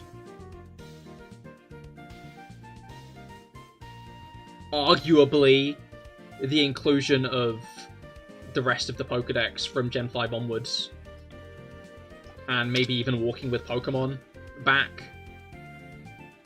Like, Walking with Pokemon and not the extra Pokedex would be a feasible thing, because Black and White 2 added overworld sprites for most of, if not every Unova Pokemon. Which means they'd only have to make, like, a few more on top of what they already have to have, like, sprites, walking sprites for every, like, Pokemon in the game. Like, all 649. Arguably a couple more if they did decide to add Kingambit. Pokemon like Kingambit would need a new evolution method, though. If they did that. That's true, if we get a Legends Unova game, we'd probably get Kingambit. Probably. Maybe we wouldn't. Would we get Kingambit? I'd hope we get Kingambit. Like, it's not like they locked us out of any evolutions in Legends Arceus.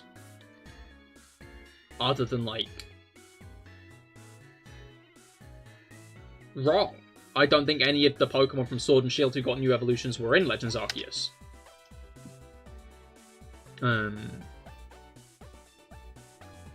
But yeah, like, I think a Black and White remaster would go hard. Like a Black and White 2 remaster. I think that would be peak, but I feel like we won't get that.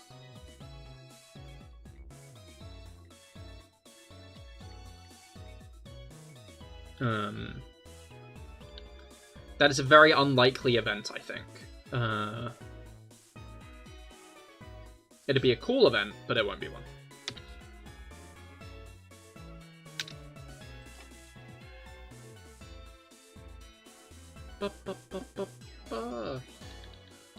But I guess we will find out in about 22 days. I think the funniest thing that could happen is we don't get a Pokemon Presents, like, at all, and they just, like, announce a couple of games. Like, spin-off games, and that's it. No, I think we will, you know? Because, like, Pokemon Presents is more or less, like, the big... How do I put this? We get multiple Pokemon Presents a year. That's just kind of a thing that they make sure to do, you know?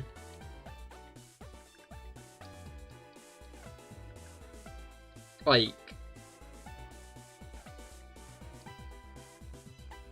There's a chance 2021 didn't have many Pokemon Directs. But I'm pretty sure 2020 had at least a couple.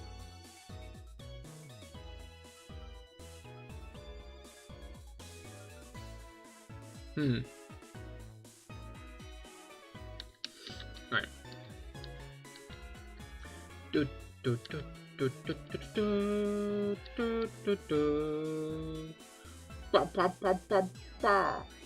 Alright.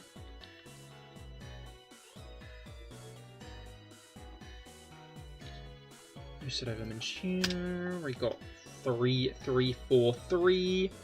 We might be able to get 3, 4, 5, 6 next stream. I think we'll probably end up getting to about 3,400-ish this stream.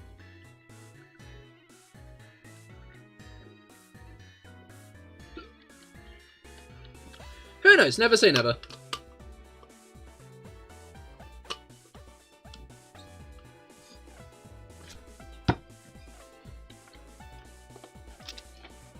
Alright.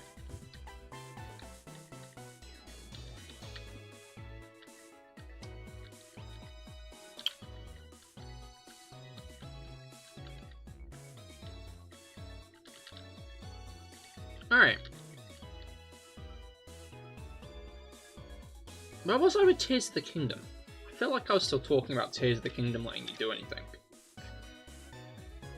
Because, like, that was very much still on my mind, was Tears of the Kingdom just kind of being, like, a very, like, open-ended experience and game. Like, what's it called? Yeah, after the Great Sky Island, and you get the paraglider, like, Breath of the Wild very much does kind of let you off the leash, you know? Like, Breath of the Wild as a game kind of very much does, like, kind of cut the rope and be like, go, be free! But I feel like Tears of the Kingdom has more stuff to discover on your own in it. Like, Tears of the Kingdom will always direct you to where you need to go, but if you find that first, congratulations.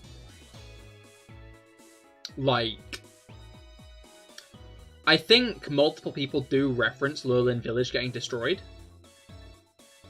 But you could just go there on your own and be like, oh shit. But that's like a minor one, you know? If you see a giant dragon in the sky and you're like, I want to go up there, and you go up there to it, you could just get the Master Sword then and there. You can just yoink that shit then, you know?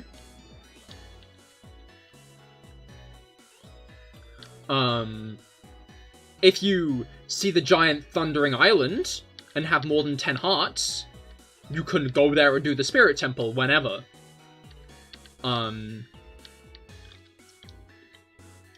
Technically, there's a point in the depths when you're actively directed towards the Yiga clan, but like, in your first visit down there, if you just kind of follow the statues because you feel like it, or even if you go under the Great Plateau, do that quest, like, you're bound to end up stumbling across the Yiga clan and auto-build, like, by yourself, you know? And even though it's kind of obvious that Ganondorf is probably below Hyrule Castle, because you start the game under Hyrule Castle, you could feasibly just stumble across him down there, you know?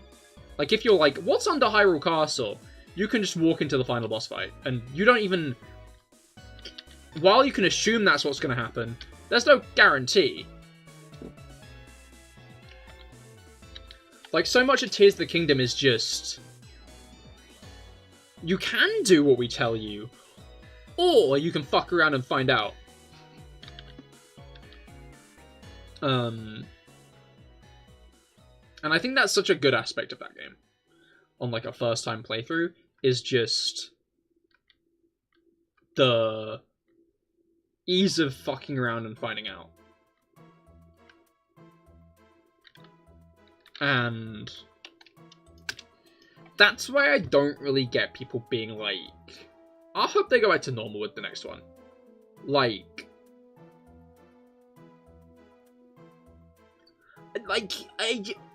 what? Like, Breath of the Wild and Tears of the Kingdom have shown such a firm grasp on what an open world game is. I think it's such a weird assumption to be like, there's no way they could do this again. Because even if they say make a game that isn't as good as Breath of the Wild and Tears of the Kingdom, like, I think that would still be a really solid, really fun open world game, you know? And that's like a firm if as well. Like, They have shown a very clear understanding in the development of Tears of the Kingdom of the fact of they know what the fans want. They know what people want. They know the issues with the game that they're making, and they can make another game with less issues. With like less, with the fix upon those criticism points, you know? Like, that's a thing they can do. Like, fair enough if you want them to go back to the old Zelda formula. I shouldn't, like, get that ratty at that idea, because of course there are going to be people who want that, because there are people who grew up with those games and want to see more of them. But it's not because the current thing has run its course. It's not because the open world, like, concept... It's not because open world Zelda is a, like, done concept. It's because you want them to go back to, like, the older style, because you preferred it like that. And I'm not going to slate that. I think it would be very cool if, for, like, that kind of fan, if they even outsourced it to another company like they do the top-down Zelda games, you know? Like Link's Awakening and A Link Between Worlds and stuff. That those were developed by different teams in like, Nintendo. And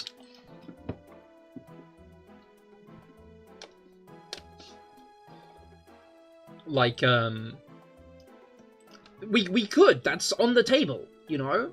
They could get like one of the other teams to do that. There's nothing stopping that from happening. But I think I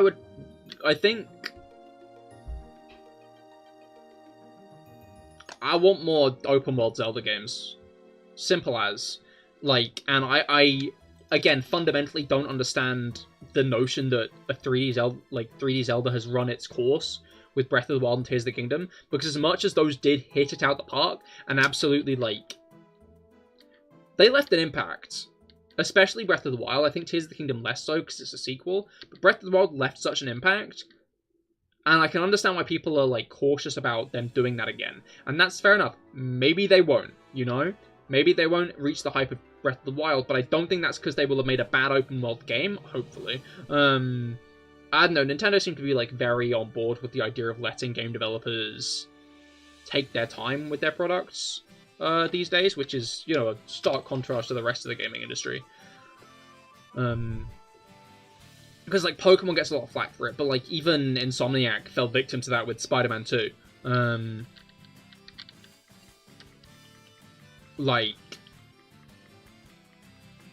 what was it called? And other games like No Man's Sky and Cyberpunk also ended up, you know, falling victim to, okay, this is going to be the release date. But yeah, that's not my point.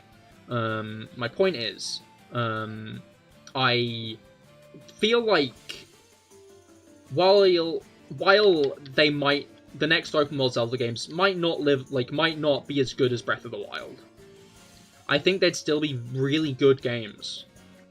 As long as, like, enough care and attention is put towards them.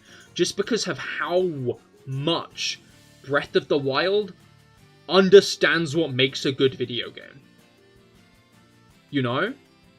Like, Breath of the Wild isn't some fluke of a miracle. I want to be clear. Breath of the Wild knows what a good video game is. Like,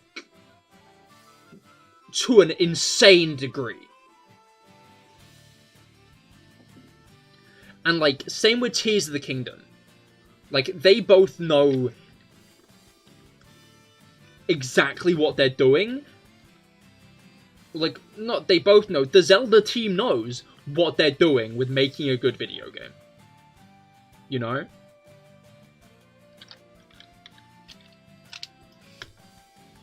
They know how to make satisfying mechanics. They know how to show, not tell with, like, mechanics and shit. Like, they do tell in Tears of the Kingdom a bit, I will give them that, but Ultra Hand is a very complex ability, so I feel like I can cut them some slack on that degree, especially when the other mechanics are shown, not told. Like, I don't know, I can't get over the fact that you get Fuse as an ability, you walk 3 feet ahead, and there's a construct with a sword with a fucking board on the end of it, and when he hits you with it, it blows you back, and you're like, holy shit. Oh my, you know? Like, they do a good job at telling you what items do via their gameplay or via what they look like, rather than telling you what they do. And I know that's like a very like obvious one, but there are others. There are other examples, you know, of like why Breath of the Wild and Tears of the Kingdom are expertly crafted video games.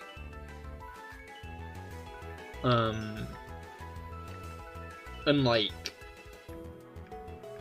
I just don't see how people can look at those games and say, this was clearly a one-hit wonder. Because, again, even if the next games end up not living up to what Breath of the Wild and Tears of the Kingdom set, they're still going to be phenomenal games in their own right, I think.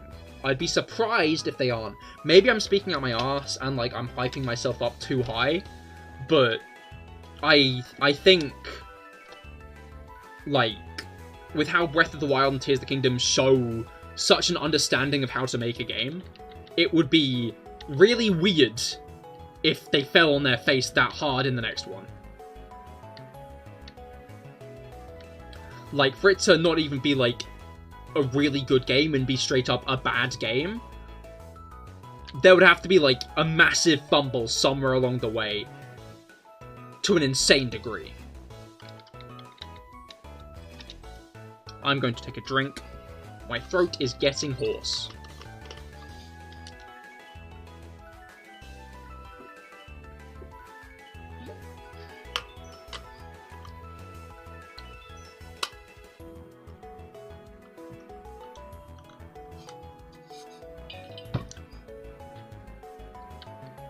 Nay, good sir. Nay, indeed. Alright.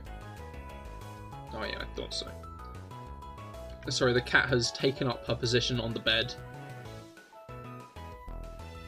She is snoozing now. It's funny because there's one specific set of bed covers I have that she likes, and if there are other bed covers on the bed, she won't sleep on it as much. She will still sleep on it, but she won't sleep on it as much, which I find very funny. Like, I don't know why it's this specific set of bed covers that she likes to sleep on so much, but it's this specific set of bed covers that she likes to sleep on so much. Right.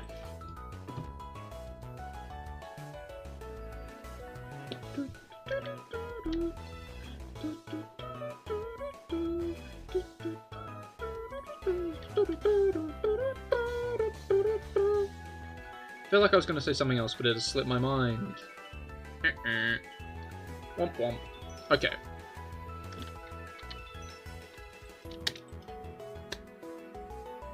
What time are we at? 35. Yeah, no. Pokedoku will be occurring today. Do not fear. Do not fear. There will be...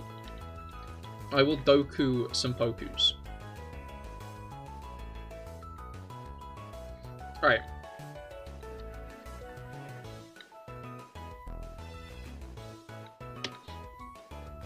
But yeah.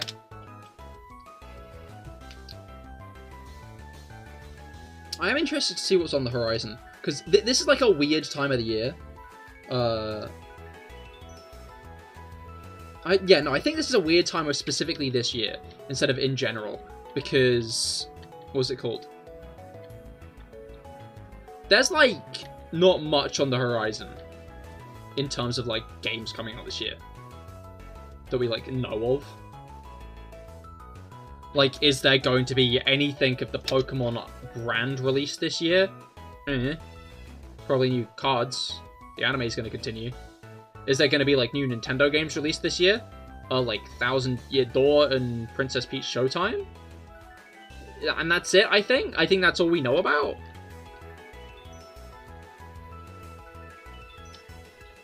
In fact, what other games do we know about that are coming out this year? Are there any other big ones?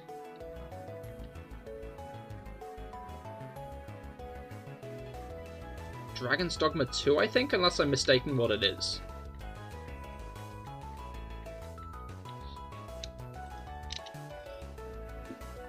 To be fair, I feel like my gaming knowledge isn't as tight as it ought to be.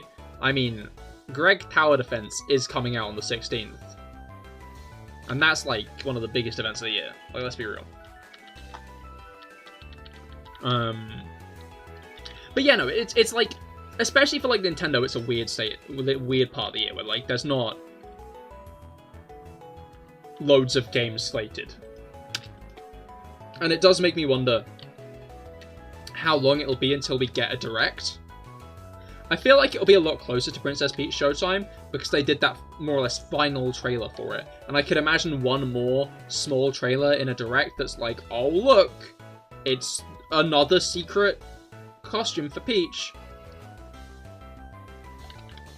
That's like teased but not properly shown off. Or maybe it is properly shown off. Yeah, no, I could see like one final like bit in like a Direct, but overall, which means that I very much do think we could be in for a Direct sooner rather than later.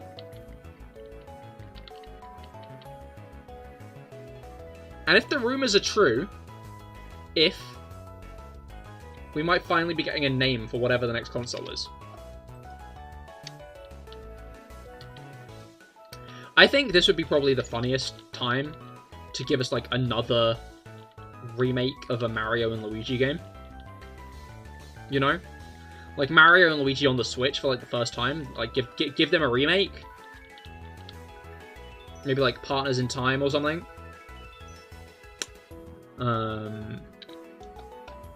Like I know like the company making them ended up going bankrupt. So like it wouldn't be done by them at the least. But like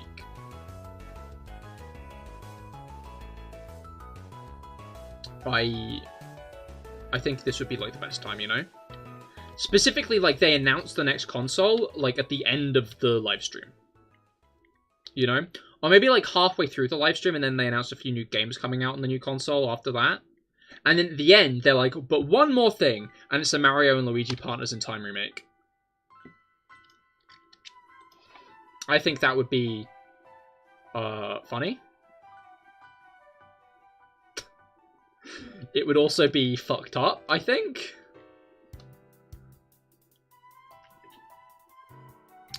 But it would be funny. I'm interested to see what the launch lineup of a new console would be. Because, like, the Switch had a weird one, you know? The Switch had, like, a kind of spaced out one, where Breath of the Wild came out on launch, and then there were a few other games, like Bomberman and stuff alongside it, and then Mario Kart 8 Deluxe came out later on in the year, like a month or so later, and then by Christmas we'd gotten Mario Odyssey, which was October, I think, and Xenoblade Chronicles 2, which was November. Also, Fire Emblem Warriors came out at some point along that line as well. I can't quite remember where, but I remember I got it for Christmas of that year from some family friends, so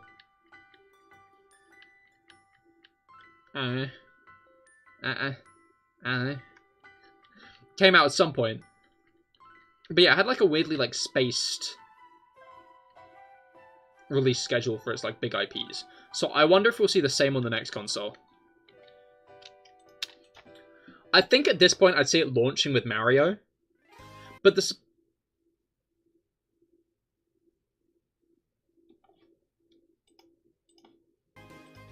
surprising thing is, not Mario. Splatoon 3 just released. So did Pikmin 4. So did Tears of the Kingdom. Mario Kart just finished up its, like, expansion pass. So, like, what other big IPs are there gonna be at the launch to, like, shift the console? Like, maybe we will get a Direct within the next 20 days to announce the new console, and then we will get a new Pokemon game at the end of the year for the new console to help sell the console. Because, like, other than that, we've got, like, Metroid. Like, unless they, like, go completely out of left field and make F-Zero, But I don't think a new F-Zero game would be a system shifter. Like, I not trying to slate F-Zero, want to be clear. But I feel like as a brand, especially at this point, it's not the most well known.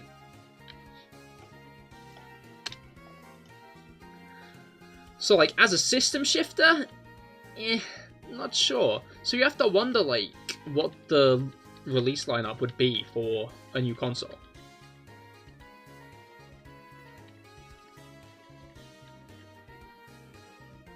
Other than new Mario game. I guess that's probably the, like, biggest bit of evidence that a new console would be coming out 2025 instead of 2024.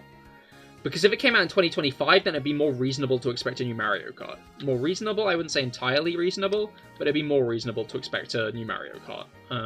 Like, near the launch then. And, like, maybe a new Splatoon 3. How long was there between Splatoon 2 ending service and Splatoon 3? It must have been a few years, actually. Because Splatoon 2 also launched on the Switch. I'm a fool. Because the Switch came out in March. I finished my GCSEs in June, the day before my birthday. For my birthday, I got the Switch with Breath of the Wild and Mario Kart, and as a gift for doing well at my GCSEs, I got Splatoon 2. So Splatoon 2 also released in 2016. I apologise to Splatoon 2 fans. Splatoon 3 then released in, what, 2022? No, The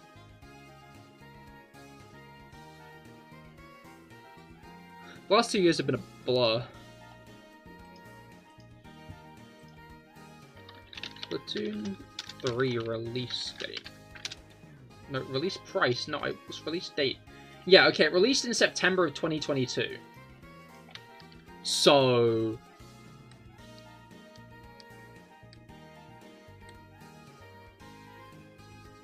Splatoon... No, yeah, Splatoon had about a 5-year gap between games.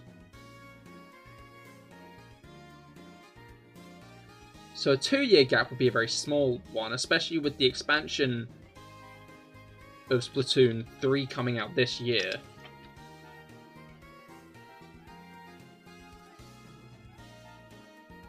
What am I putting on this thing at launch? Like, the only things I can think of are Mario and Metroid. Like, unless I'm missing something giant that we haven't got a new game of in, like, ages.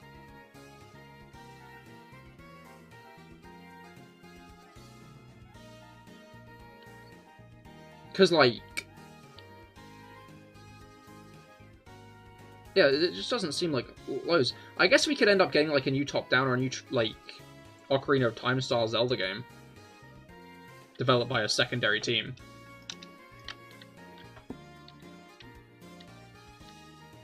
But I think at this point, no, actually, maybe not. I was going to say at this point, would the general Nintendo fan base be as receptive to... The save file will be erased due to corruption or damage. We took an hour and 45... Not an hour and 45 minutes. Over 2 hours. We took over 2 hours to get that screen today. Absolutely dismal, really, when you think about it. Absolutely abhorrent. Abhorrent performance. And I apologize to everybody and their families.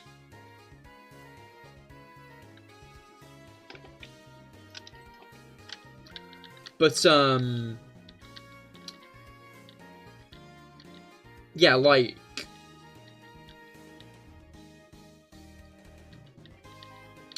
What am I trying to squeeze out of my brain holes? I don't know, I'm just unsure what the next console would launch with. Like, I don't know if I'm just being an idiot and not thinking of something obvious. But it feels like all the... We got, like, a bunch of big IPs within the past couple of years.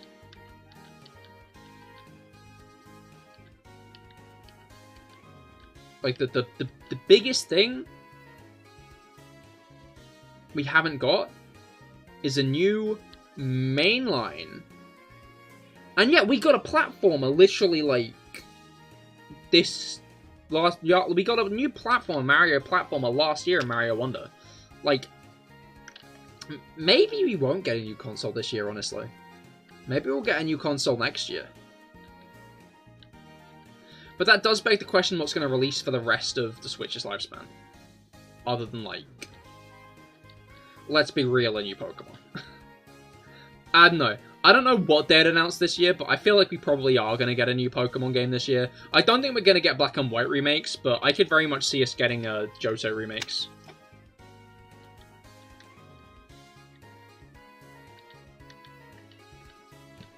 Like, I'm not sure if we get a new Let's Go style game, but, like,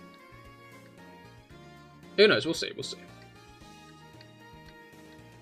We will find out.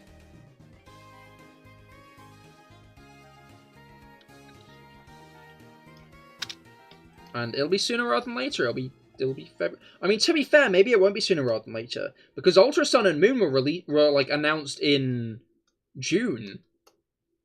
Yeah, Ultra Sun and Ultra Moon were announced in June, weren't they? I remember because I was like walking home from an exam when they were announced.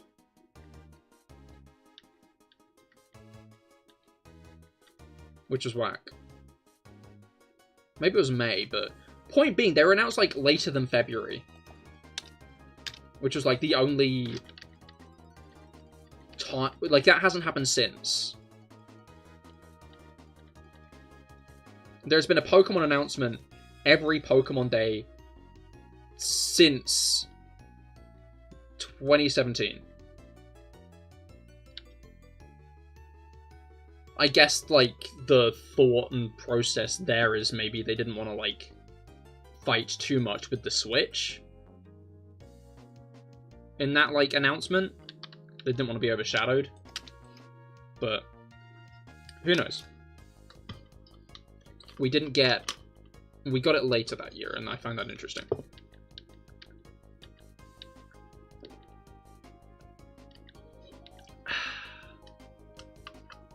Alright.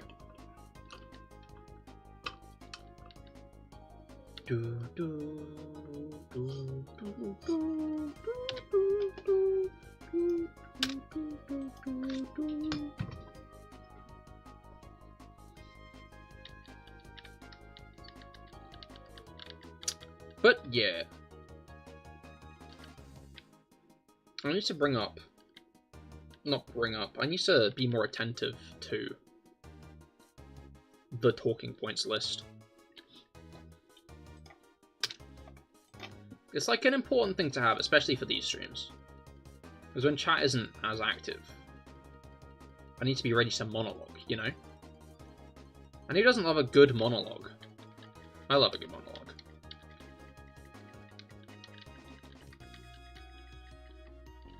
Massive monologue fan.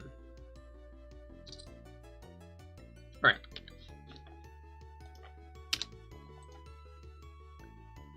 So I thought, what movies are coming out this year? Because Spider-Verse 2 is meant to be coming out this year.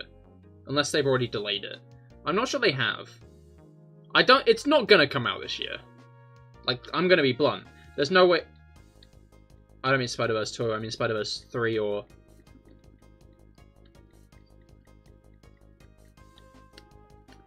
The next Spider-Verse movie is meant to be coming out this year. It won't.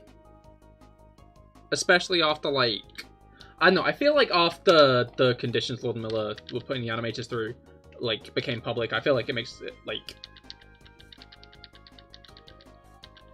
I'm hoping that will have had an impact on the production cycle of the next movie. But I guess we'll find out. Probably too close to the time. But I would be surprised.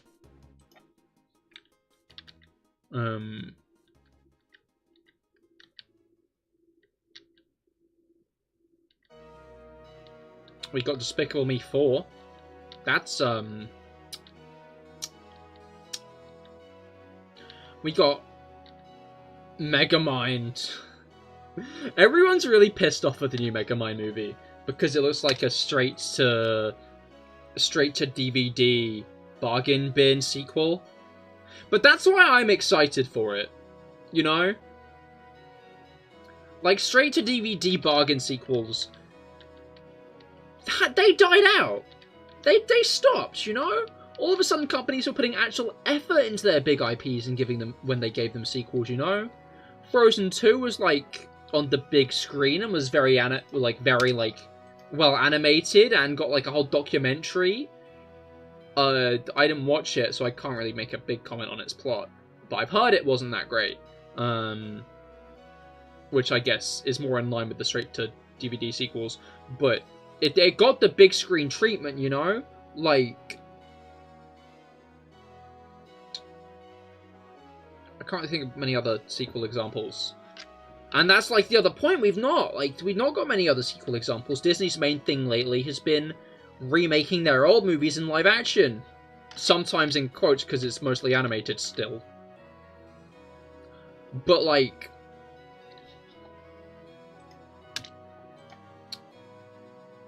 now we're finally getting shitty, low-quality sequels again, and I think that's exciting. I'm very interested to see what the Megamind movie is going to be like. Apparently it had the same writers, which gives me a bit of hope it might be good. But even if it isn't, I'll be seated. Because who doesn't love a straight-to-DVD cash grab sequel? I, for one, welcome their return with open arms. Who knows, maybe the real truth of what's happening here is the Megamind movie is going to be like Star Wars The Clone Wars, the movie, and the Megamind series is going to be like Star Wars The Clone Wars, the series, where it's like crescendo of like some of the greatest Megamind media we'll ever get.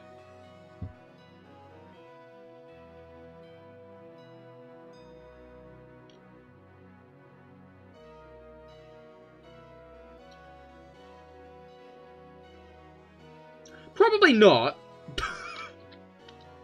Now that I think about it, for more than a second. Maybe the Megamind series won't be. But, I will dream, and you won't stop me.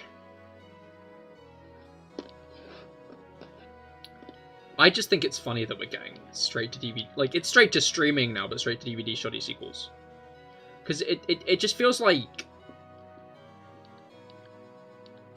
I think that's one of the things that's been missing, you know? Like, franchises have become, like, the new thing for, like, movie studios lately, you know? Like, every movie studio saw the success of Marvel and tried to make a franchise. And that's just kind of been, like, an ongoing thing.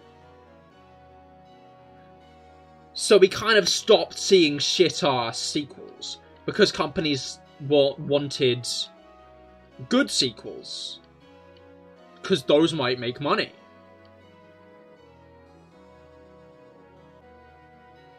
So who knows, maybe this new Megamind movie is symbolic of nature healing. I don't think it is. I don't think it is symbolic of nature healing. I don't think we're gonna start getting, like... I don't think we're going to start going back to, like, the movie scene of, like, the early 2010s, 2000s kind of stuff anymore. But what we are getting is a shoddy straight-to-DVD Megamind sequel. Yes! Yes!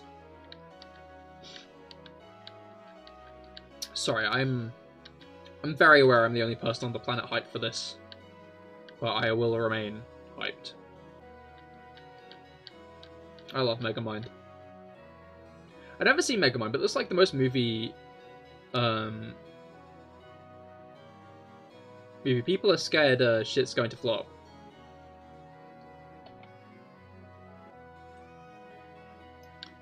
Seems like the most movie people are scared shit's gonna...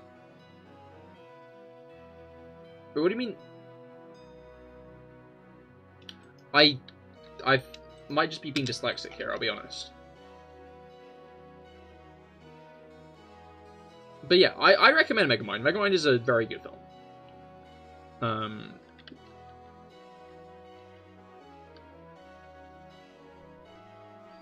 Marvel haven't really got anything coming out.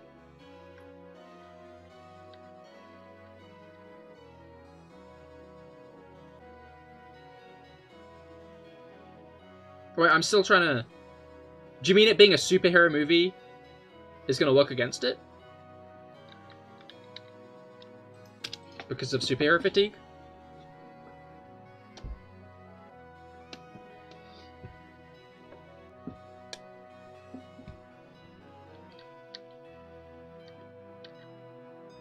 And like Megamind is like a really good film and a funny movie because it's like a superhero parody movie before superhero movies. No, I'm not talking about Megamind specifically.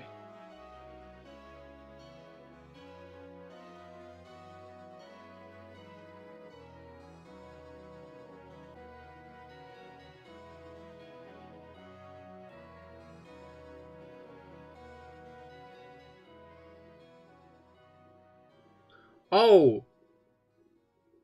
I've never seen Megamind, but it looks like most movie people are scared shit's going to flop. It seems like lineup this year for movies is a bit dire. That is fair. I'm wondering if we'll get anything like announced sooner rather than later. June 2 is coming out this year though. That's coming out in March. Just next month. And I think that's going to be a good one. Deadpool 2 is also slated to like arrive. I'm going to be honest, I don't think Deadpool 2 is going to be a good film. 2? 3? I don't think Deadpool 3 is going to be a good film. I know the first couple of Deadpool movies are very controversial. Like, in what people think of them. I personally enjoyed them. I thought they're pretty funny, you know? I enjoyed them. So I'm interested to see what Deadpool 3 is going to be like. Because of all the shit it went through during development. Like, this was a very developed... Like... This movie went through a lot of challenges during its development with, like, all the strikes and the Disney buyout and all that stuff happening. Which means...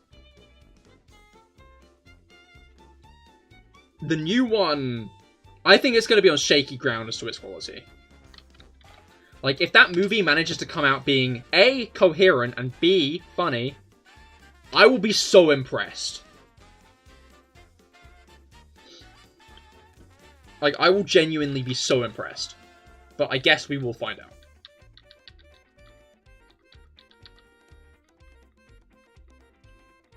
Like... I hope it's good. Because Hugh Jackman is going to be in it, and... what's it called? Ryan Reynolds as Deadpool is going to be in it, and stuff like that. But I think it depends on, A, how they tackle this multiverse stuff. Apparently they want this movie to lead into one of the next big MCU things. So, like, it might be, like, another one of those movies that kind of feels too connected to everything else. Like... Marvel movies stopped being as good once they stopped being standalone movies that could combine into something else and started just being movies to set up the next Avengers movie.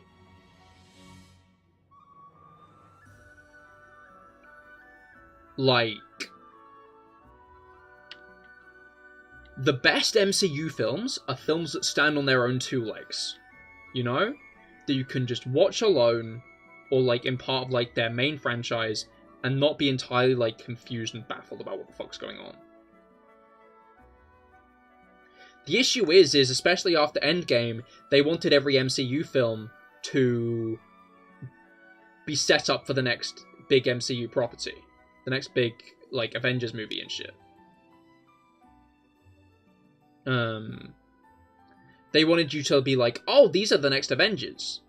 But... I think that's the issue. Because while I think superhero movie fatigue is, like, you know, becoming a... You know what? I don't think it's becoming a thing.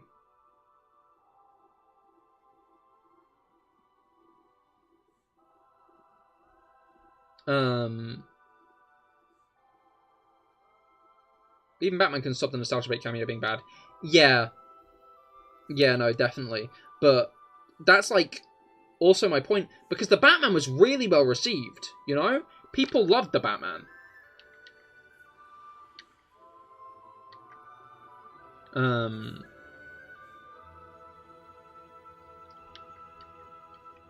Like, that movie was really well received. So was Spider-Verse.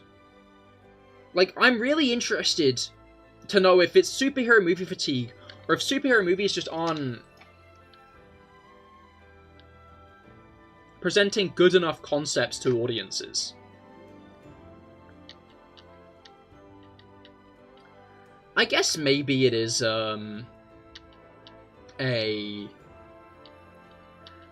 maybe it's a cinematic universe fatigue thing. Because, like, The Flash and Aquaman, and the Marvels and stuff were all part of their cinematic universes, you know? The ones that did well... To be fair, Guardians 3 also did well.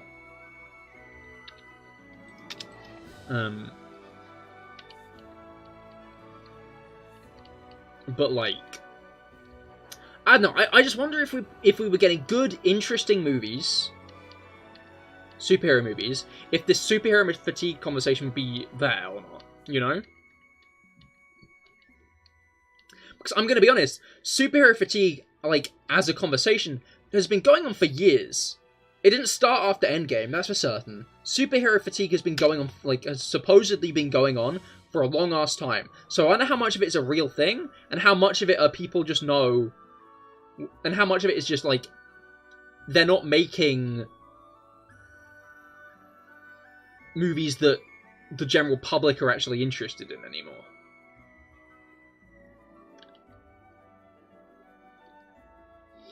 And that's also leading to a degradation in the public's interest in the movies.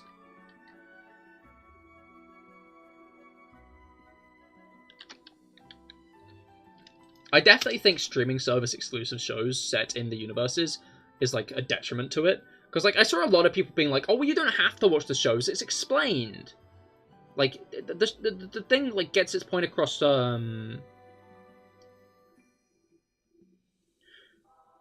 what's it called? What was I trying to put together?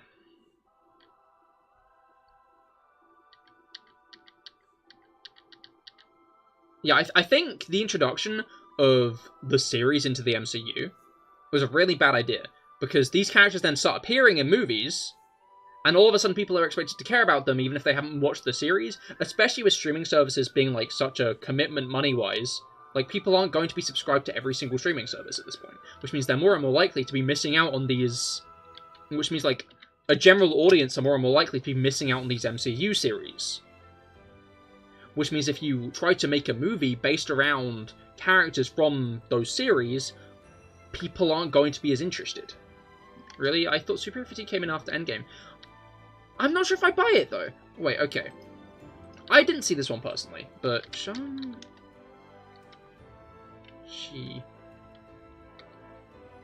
box office. Okay, it actually only got about half a billion, but that's still, like, a pretty solid... Like, that's not an only, is it? Like, let's look at one of the more popular ones that came out before, like...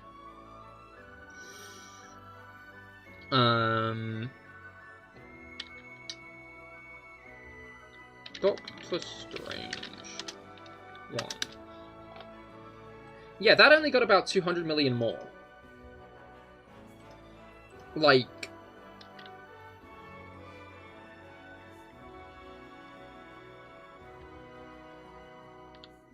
There were a lot of superhero movies that came out after Endgame that still did well, like Spider-Man Spider-Man No Way Home. That did great, you know, that got well over 1 billion. Like, I get what people are saying about it, but I feel like the issue is after Endgame, all of a sudden Marvel's perspective turned from, let's make superhero movies to let's build up to the next Avengers movie. And I think that's where things fell apart from them, especially with the introduction of series. I think once series were introduced, it really became, like, a folly on their part, you know? Like, I think it'll be telling... The only way we can tell if superhero fatigue is, like, truly becoming a thing is with, like, the next couple of superhero movies that will, like, be coming out with new stuff. Like, Superman Legacy, the James Gunn Superman movie, and I think Deadpool 3 are going to be two very important movies to see how they perform. Because if those perform badly, then yeah, superhero fatigue probably a thing. Because, like, think of it from a general audience perspective. The Marvels had like Captain Marvel in it, but it also had like a character from a TV show.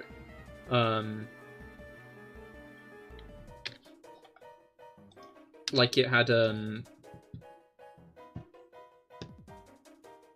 no, it had Captain Marvel in it, and then it had Miss Marvel in it. But Miss Marvel was from a TV show. So, like, I think that's the reason that it didn't perform as well, because it wasn't a Captain Marvel sequel. It was a TV show movie as well, like, TV show sequel as well. So people felt expected to watch the TV show to watch the movie. I don't know if that's the case. People are saying that isn't the case, but the general public is going to look at that and be like, who's that? I don't know who that is anyway. You know?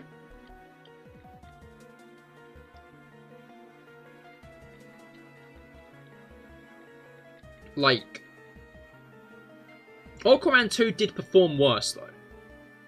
From what I understand, Aquaman 2 did perform worse than the Marvels. But I think that's also because the general public has caught on to the fact at this point that James Gunn is resetting the DCEU. So, like, why would people watch something in, like, a... Although, would the general public care, I guess, ends up being the question there. I don't know. Like, I don't think it's as simple as superhero movie fatigue, though.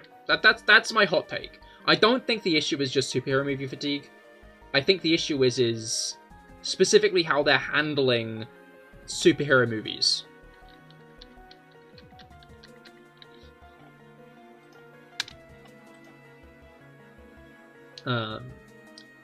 Because, like, a lot of superhero movies are coming out, and they're doing brilliantly.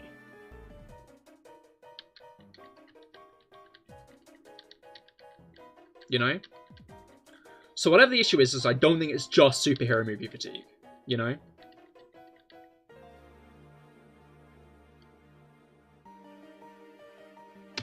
That's a good thought, actually. I wonder how many Marvel movies are released per year. How many Marvel movies per year? From 2015 onwards, it was 2 or 3 movies a year.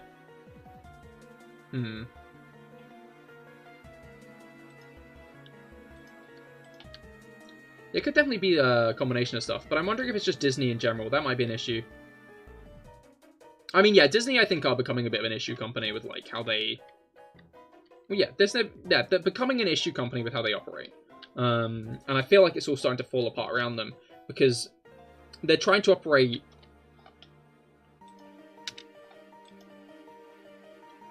In trying to be like, oh, look... How do I put this? I'm just not interested in what they're putting out at the moment. There's no other way to put it, you know? Like, Disney are generally, like, bangers with what they put out, you know? Like, they used to be. Like, as a company, they used to put out 2 or 3 things a year that you'd be like, oh, that's really interesting, I want to watch that, you know? And Pixar tended to be, like, a really, like, big linchpin of that. And I'm not sure if I'm just growing up. I'm not sure... Or if it is, like, actively an issue going on with Disney. We are at 3423, which I... No, wait, that's not right. If I was at 3412, then it'd be right. But, like, I just find myself uninterested in, like, Disney's current lineup, more or less. Like, that's the issue. That's the only issue that I can, like, verbalize there, is it's just... I don't give a shit about what they're making at the moment. And I don't know exactly what made that happen. I can't, like, generally I feel like I can have a reasonable understanding about, like, the analysis of, like, this kind of stuff, but I genuinely don't know exactly what Jenga piece made that tower fall over for me. But at some point along the way, Disney just stopped making content that I was like, ooh, at, you know? They stopped making content that I was interested in.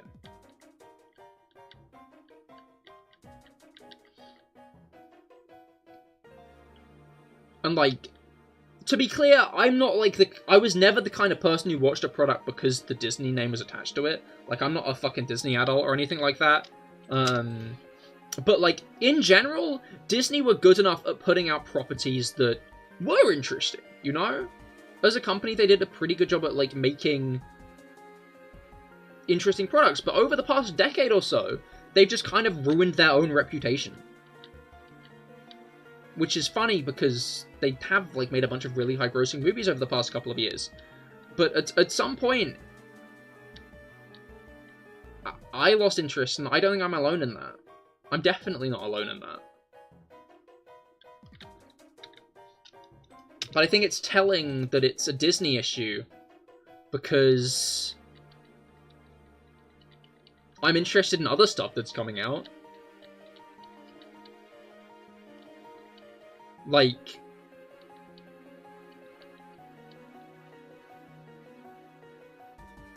I just have to wonder, like, what point specifically was where it all fell apart. What was that final Jenga piece? For most of the more recent stuff you've seen, it was kind of soulless. When you go back to the cartoons, they have tons of heart. That is true, that is true. And, like, I do think people have the ability to tell. Like, I know there's, like, a lot of negativity and, like, going around, like, oh, do they? I think people can tell when there's passion put into a project.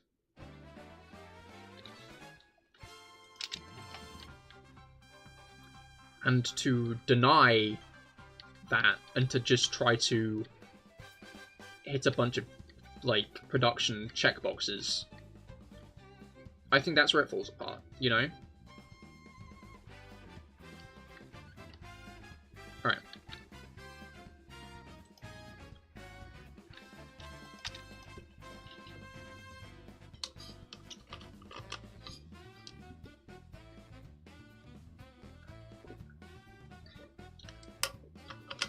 I can tell that with some video games and stuff. Exactly, like, I very much think people have that very firm ability to, like, tell when actual effort has been put into a product.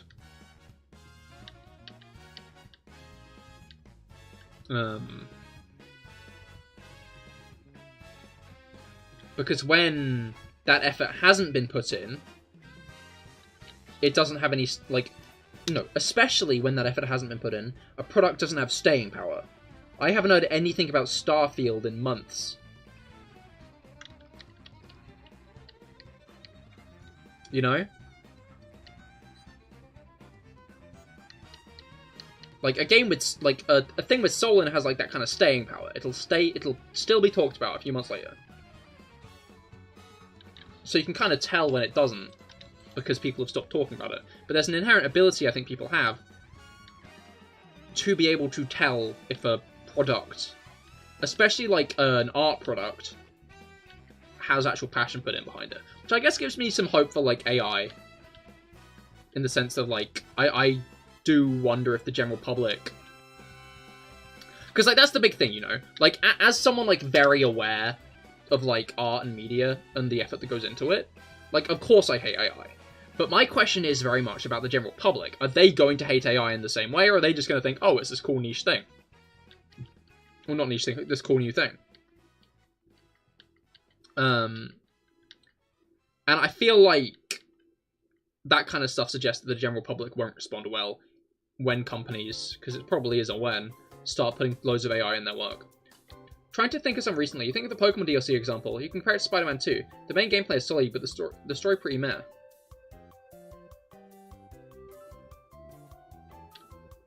As in...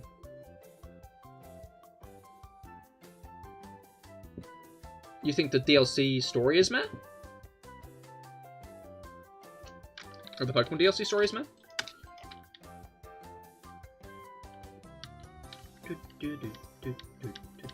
I mean, yeah, I heard a lot of, like, stuff with, like, Spider-Man 2 when it came out.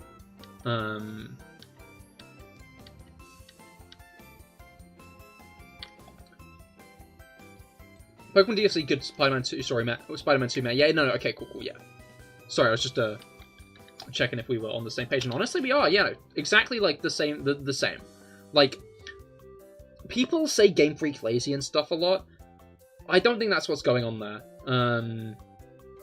I think that somewhere on the production line, somewhere, one of the producers, not one of the producers, it's just one, but, like, that somewhere there's a group of people in there who are like, okay, every game, 3 years. You know? Like,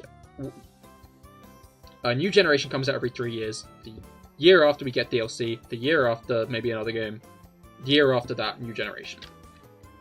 Because, like, when you actually look in there, there's a lot of passion in, like, the games. It's just that level of the lack of polish there. I think that's my take. Is it's Pokemon's issue is the lack of polish. If the games were given more time, I think that could be great. But or like more people. Maybe it's more people instead. But there's an issue in there that means the games come out unpolished. But yeah, I heard a lot with you bought a 1997 Hot Wheels Salt Flats Racer, ooh, alongside the Atomic DeLorean. Oh, that's very cool. But yeah, like Spider-Man 2. I haven't played it, but from what I heard, a lot of people thought that,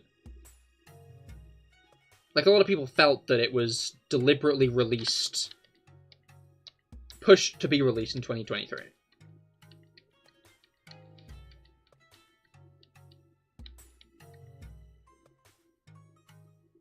Which is a shame. Because the first one was such a massive game. You know? Such a well-received game. So it's sad to see a sequel kind of fall flat like that. But yeah, like, I feel like that is just a general issue, is like products being made with like that lack of soul. Like, I don't think it's just Disney, bluntly put. Disney aren't the only company doing this. I mean, you said Spider-Man 2. You kind of felt the same with, but like I feel like it's not just Disney doing this. It's definitely companies trying to like maximize profits, and I feel like that's even more told by the layoffs that have been happening year in year out in the gaming industry.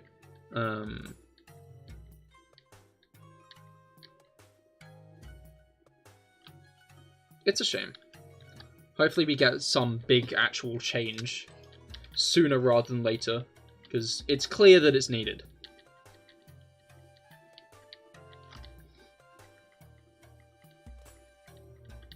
Alright. I'm going to get to 3,440, and then I'm going to do some Pokedoku, because who doesn't love a good bit of Pokedoku? Yeah, Spider-Man only holds up because they had a solid game already, but it just falls flat everywhere else. That's... yeah.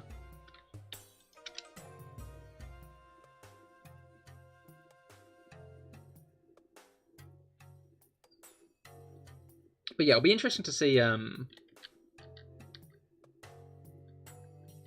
how the gaming industry progresses from here.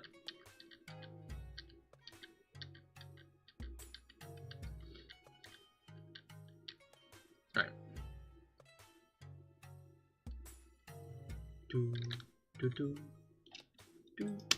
Oh, that's 440. Okay, cool. Well then, let's change tactics, not tactics, change tacts, change, we're doing a different thing now, it's Pokedoku time. Alright, basically, Pokedoku, I have to fill in each category, in this, with a different Pokemon.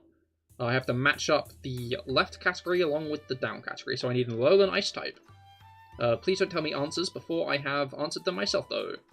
Yeah, please don't tell me answers, only tell me categories I've already filled in. If you have already done it, though, feel free to tell me your score. Also, today's was done by Munching Orange, which is cool. He was, like, the first Pokemon YouTuber I actually started watching. Love the Give It a Mo's content. I've not really watched as much of his content recently. I feel like I ought to, though, because I did used to really like Munching Orange's content. But yeah, like, okay. We've got Alola, Evolve by Item, and Final Evolution, Ice type, Fire type, and Legendary. Ice types Evolve by Item. Alola, I see Mr. Bashkil remained on holiday. Indeed he did. I feel like there can be some greedy Evolve by Items put in here. Legendary Evolve by Item? Cobfu. It's Cobfu. Urshifu is Evolved by Item. Is that the only one?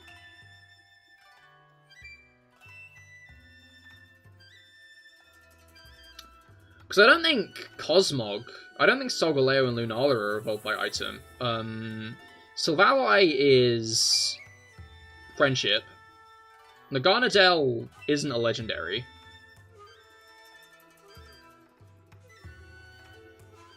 Trapagos doesn't evolve, Ogerpon doesn't evolve, Monkey Dory doesn't evolve, and nor does the other, the Loyal or Lousy 3. Which means it's only... Yeah, there are no evolving... I think it's Urshifu.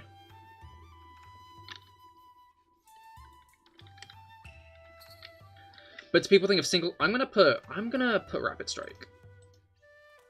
48! That's the lower one. You'll love to see it. Okay, and then Legendary Final Evolution. I've already listed a bunch of these. But I'm going to put Silvally.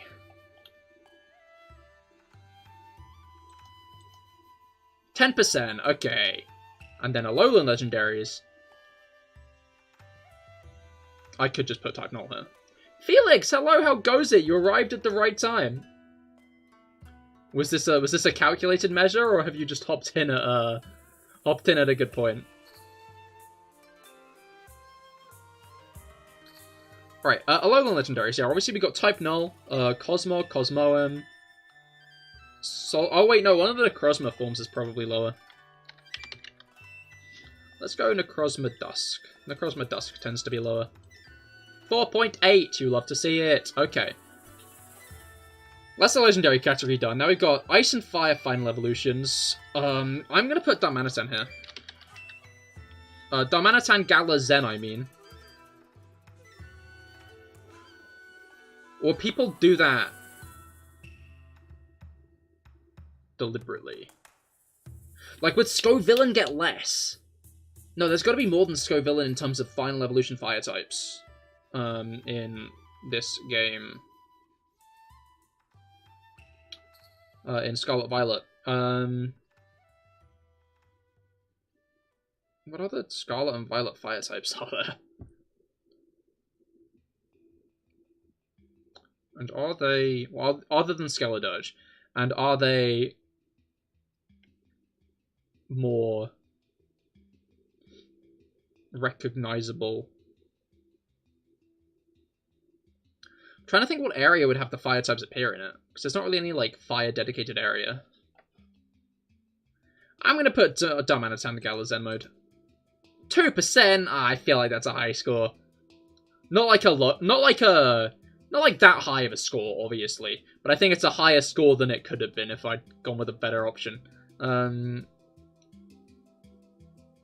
Ice types. I feel like Titan's going to be more common than you'd think. But there are definitely other... No, I already did a bunch of thinking about Paldean Ice types. I'm going to go Sword and Shield Ice types. Because we got Mr. Rhyme. Ice Q doesn't evolve. I'm going to put Mr. Rhyme.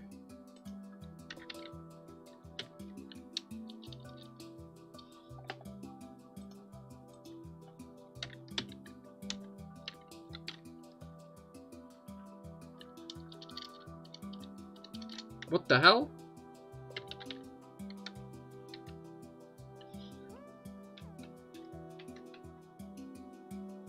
Why isn't Mr. doing... Rhyme, okay. There's no dot, but the Mr. wasn't like making anything appear. Okay, Mr.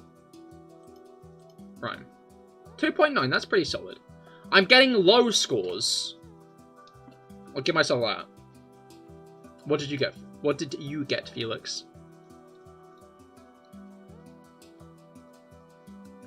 Okay, yeah, in terms of evolved by item, I feel like there have got to be some good options. I think Scoville evolves by item, actually.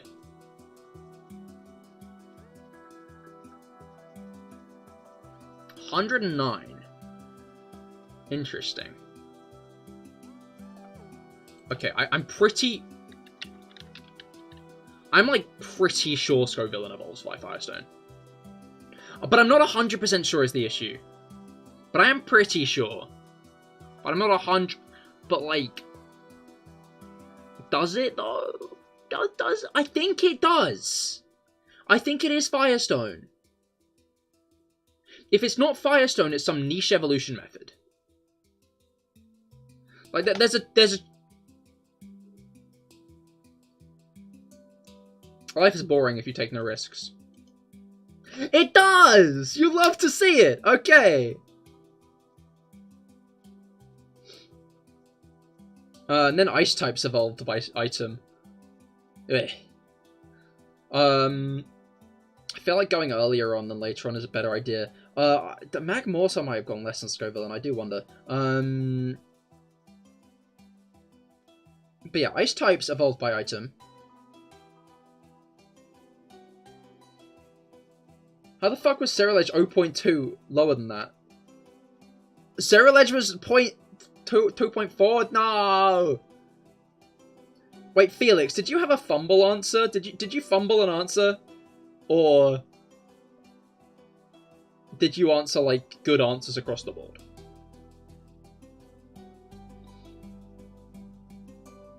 Because 109 seems like a high score for you.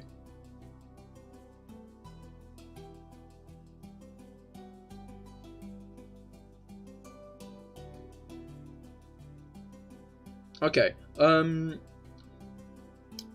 ice types evolved by item. It's only 19 off the lowest. I feel like... Oh, there are, like, no Alolan ice types, are there? There's, like, 5 Alolan ice types. Shit.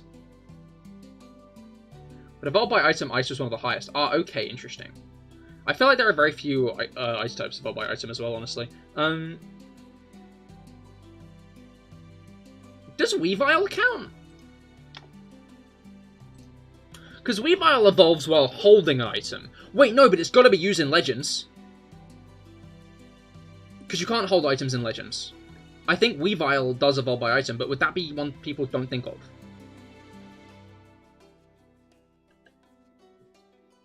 Okay, like... Ice types evolved by item are Frostlass, Glaceon, Alolan Sandslash, Alolan Ninetales.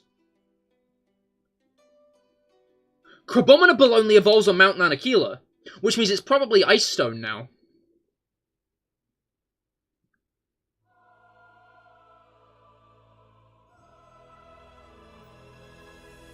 Alright. One of those where if you swapped 2 of your answers, it'd be 9% lower. Oh. I think Crabominable evolves with Ice Stone now, and I feel like people wouldn't think of that, because it didn't used to. But would they think of that, because now it does? Shit. Are there any other Ice Stone evolutions in because I don't think Snom does, like in Galax. I don't think Snom does. Cursula isn't.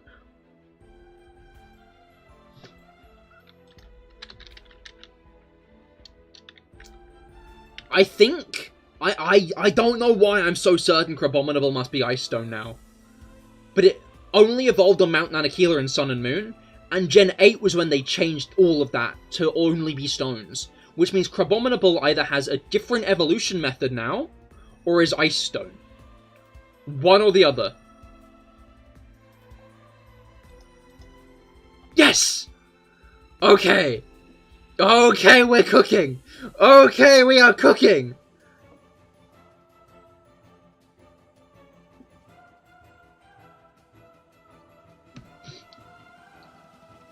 That's the only one low was Gala Zen Darmanitan. That evolves with item? I didn't even remember that! And I'd already put him down as well. Alright, fire types in Alola and ice types in Alola is a threat, though. Okay, Oricorio has a fire type form. Off the bat, Oricorio has a fire type form. Other than that, we got Turtonator, Salandit, Salazzle, we got the Incineroar line, obviously. We've got Blacephalon.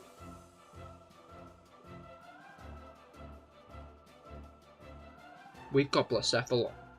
But would people think of Blacephalon? Because people thought of Stack Attacker. I think I'm going to go Oricorio.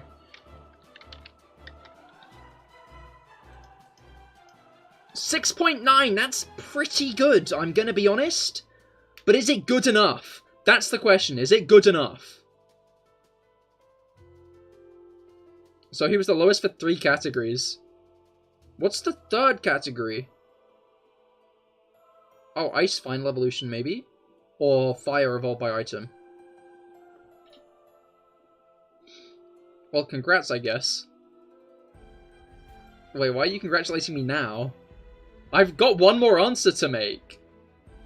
Okay, yeah, there aren't that many Alolan Ice types. There's Alolan Ninetales, Alolan Vulpix, Alolan Sandslash, Alolan Sandshrew, Crabominable, who we've already put down. And are there any more? Because I'm not sure. I think it might just be those 5.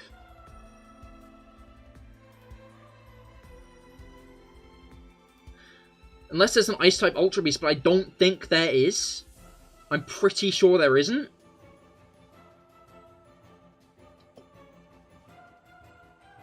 Because Alola as a region has, like, no places for Ice types to appear.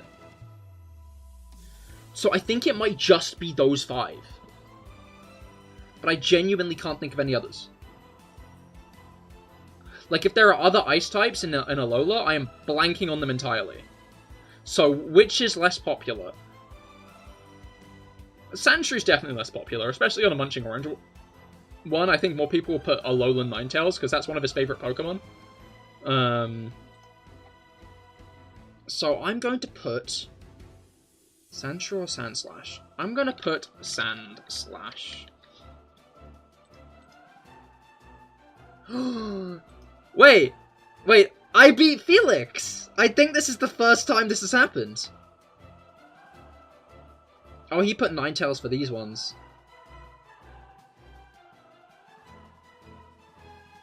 What? Oh, I had named all the Alolan Ice types. Okay, I'm proud of myself for that. What Alolan Fire types did I miss out on? Marowak, and that was the highest one anyway. Crabominable was the most popular Alolan Ice type, which is funny because it was here on Evolves with Stone. Oh, Cloyster, of course. Okay, so Titan does evolve with Stone, and Weavile did count, but, like, they wouldn't have been good answers. Darmanitan again. Ceruledge being lower is weird, but it wasn't, like, that many. Did you put Ceruledge then, Felix? Delphox was the lowest Final Evolution Fire type, which is genuinely kind of funny. Regular Zenmone Darmanitan was lower, which is also kind of funny. Scovillain was higher, Arcanine Heatwave was lower, Volcarona, Colossal, Typhlosion, Marowak, Armaroutan, Ceruledge, Darmanitan, other one? Chandelure, understandable. Urshifu Rapid Strike was the lowest one for this one, which is funny. I'm guessing because these are the only 2. Yeah, probably, it's a new Evo method in Gen 9, yeah, no, probably, only a little higher. Oh, it is, yeah, it's pretty low. Okay, Darmanitan Zen was the lowest on this one, which is kind of funny. I put Mr. Rhyme, who is pretty I should put, like, Jinx or Satitan. It's funny, I said Satitan, but I avoided it. If you shot Sandslash and Ninetales, it would be 100. Still not enough. Oh my god, oh, it isn't! Whack. Okay. Oh, interesting. Sandslash and Alola Ninetales are the same. So in the end, like... I almost put Sandshrew. If I put Sandshrew, I'd have an extra 7%, and I would still have beaten you. That's why you said GG! Because I don't think I could have lost. I think I... Yeah, no, I couldn't lose, because I put Grabominable... I see. I was only 6 off the lowest? Dude. Why did I get so cracked at Pokidoku today? When Oricorio came out of nowhere, you knew it was over for you. Oricorio was the least common, I just realized. I was so smart at putting Oricorio. I could have put Salazzle in, it would have been the same, or Torracat. Like, there are a lot of very low answers, and Blacephalon still probably would have won it for me anyway. But I put Oricorio because I'm smart. Oricorio fucked me over that one time, and now I know all their types. Oricorio are Flying Electric, Flying Psychic, Flying Fire, and Flying Ghost. And those are the Oricorio types. I know them now. I knew most of them before, I just didn't know the Hula one was Psychic, not Fairy. I'm proud of myself. Probably too proud of myself, but I'm proud of myself. I wonder what the success rate on Urshifu is. Sorry, I've kind of like gone onto the other screen. It was 33%. Urshifu's correct guess rate was 33%. That's kind of crazy, honestly. That's low. Like, Mo did like a good job with these ones, I think.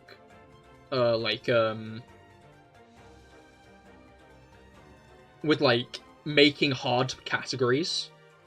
Like, because there are a couple of easier categories, but, like, especially if you're gunning for the lowest score, like, there are a lot of, like, false moves you can make. Like, bad moves, I think.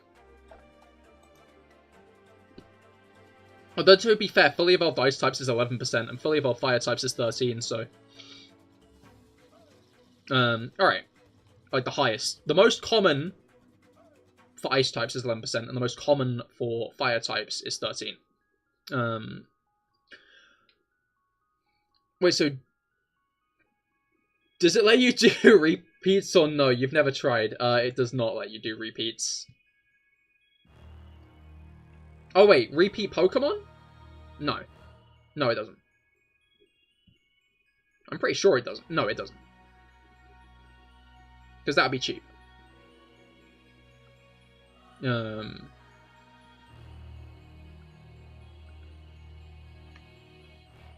So Manitam was lowest 3 times. Yeah, I think it's only once, which is why it ends up being lowest. And it's probably also why Crabominable ended up being so low on the other ice categories. Because it did, right? Yeah, no, it did. It's probably also why Crabominable ended up being so low on the other ice categories. Because people answered the top left category first. Alolan ice types. So like 25% of people already had Crabominable down, which meant it couldn't have gone anywhere else. Which is also probably why Urshifu is the lowest on the Final Evolution Legendaries, because, like, you only have one other Urshifu to answer at that point, and you're probably not going to put it down because you just put Urshifu down. But yeah, enough Pokidoku score analysis. GG, Felix. I'd give you best of luck next time, but you're probably not going to need it. I feel like this is like when you finally beat that one friend at Mario Kart, and you like ride on that high for like the rest of the week, but the next game you do, he thrashes you in anyway. But yeah, thank you all for coming. I hope you all had a great time. I certainly have. The Minccino hunt is certainly an interesting one. I've been enjoying it, and it's nice to get back onto it. But yeah, next stream will be on Wednesday, and will be a very interesting stream, so I'd highly recommend checking it out. It will be a new series, so do be sure to stay tuned. But yeah, I hope you all had great streams, and I hope you all have a great rest of your days, and I will see you all on Wednesday. Goodbye, and good night!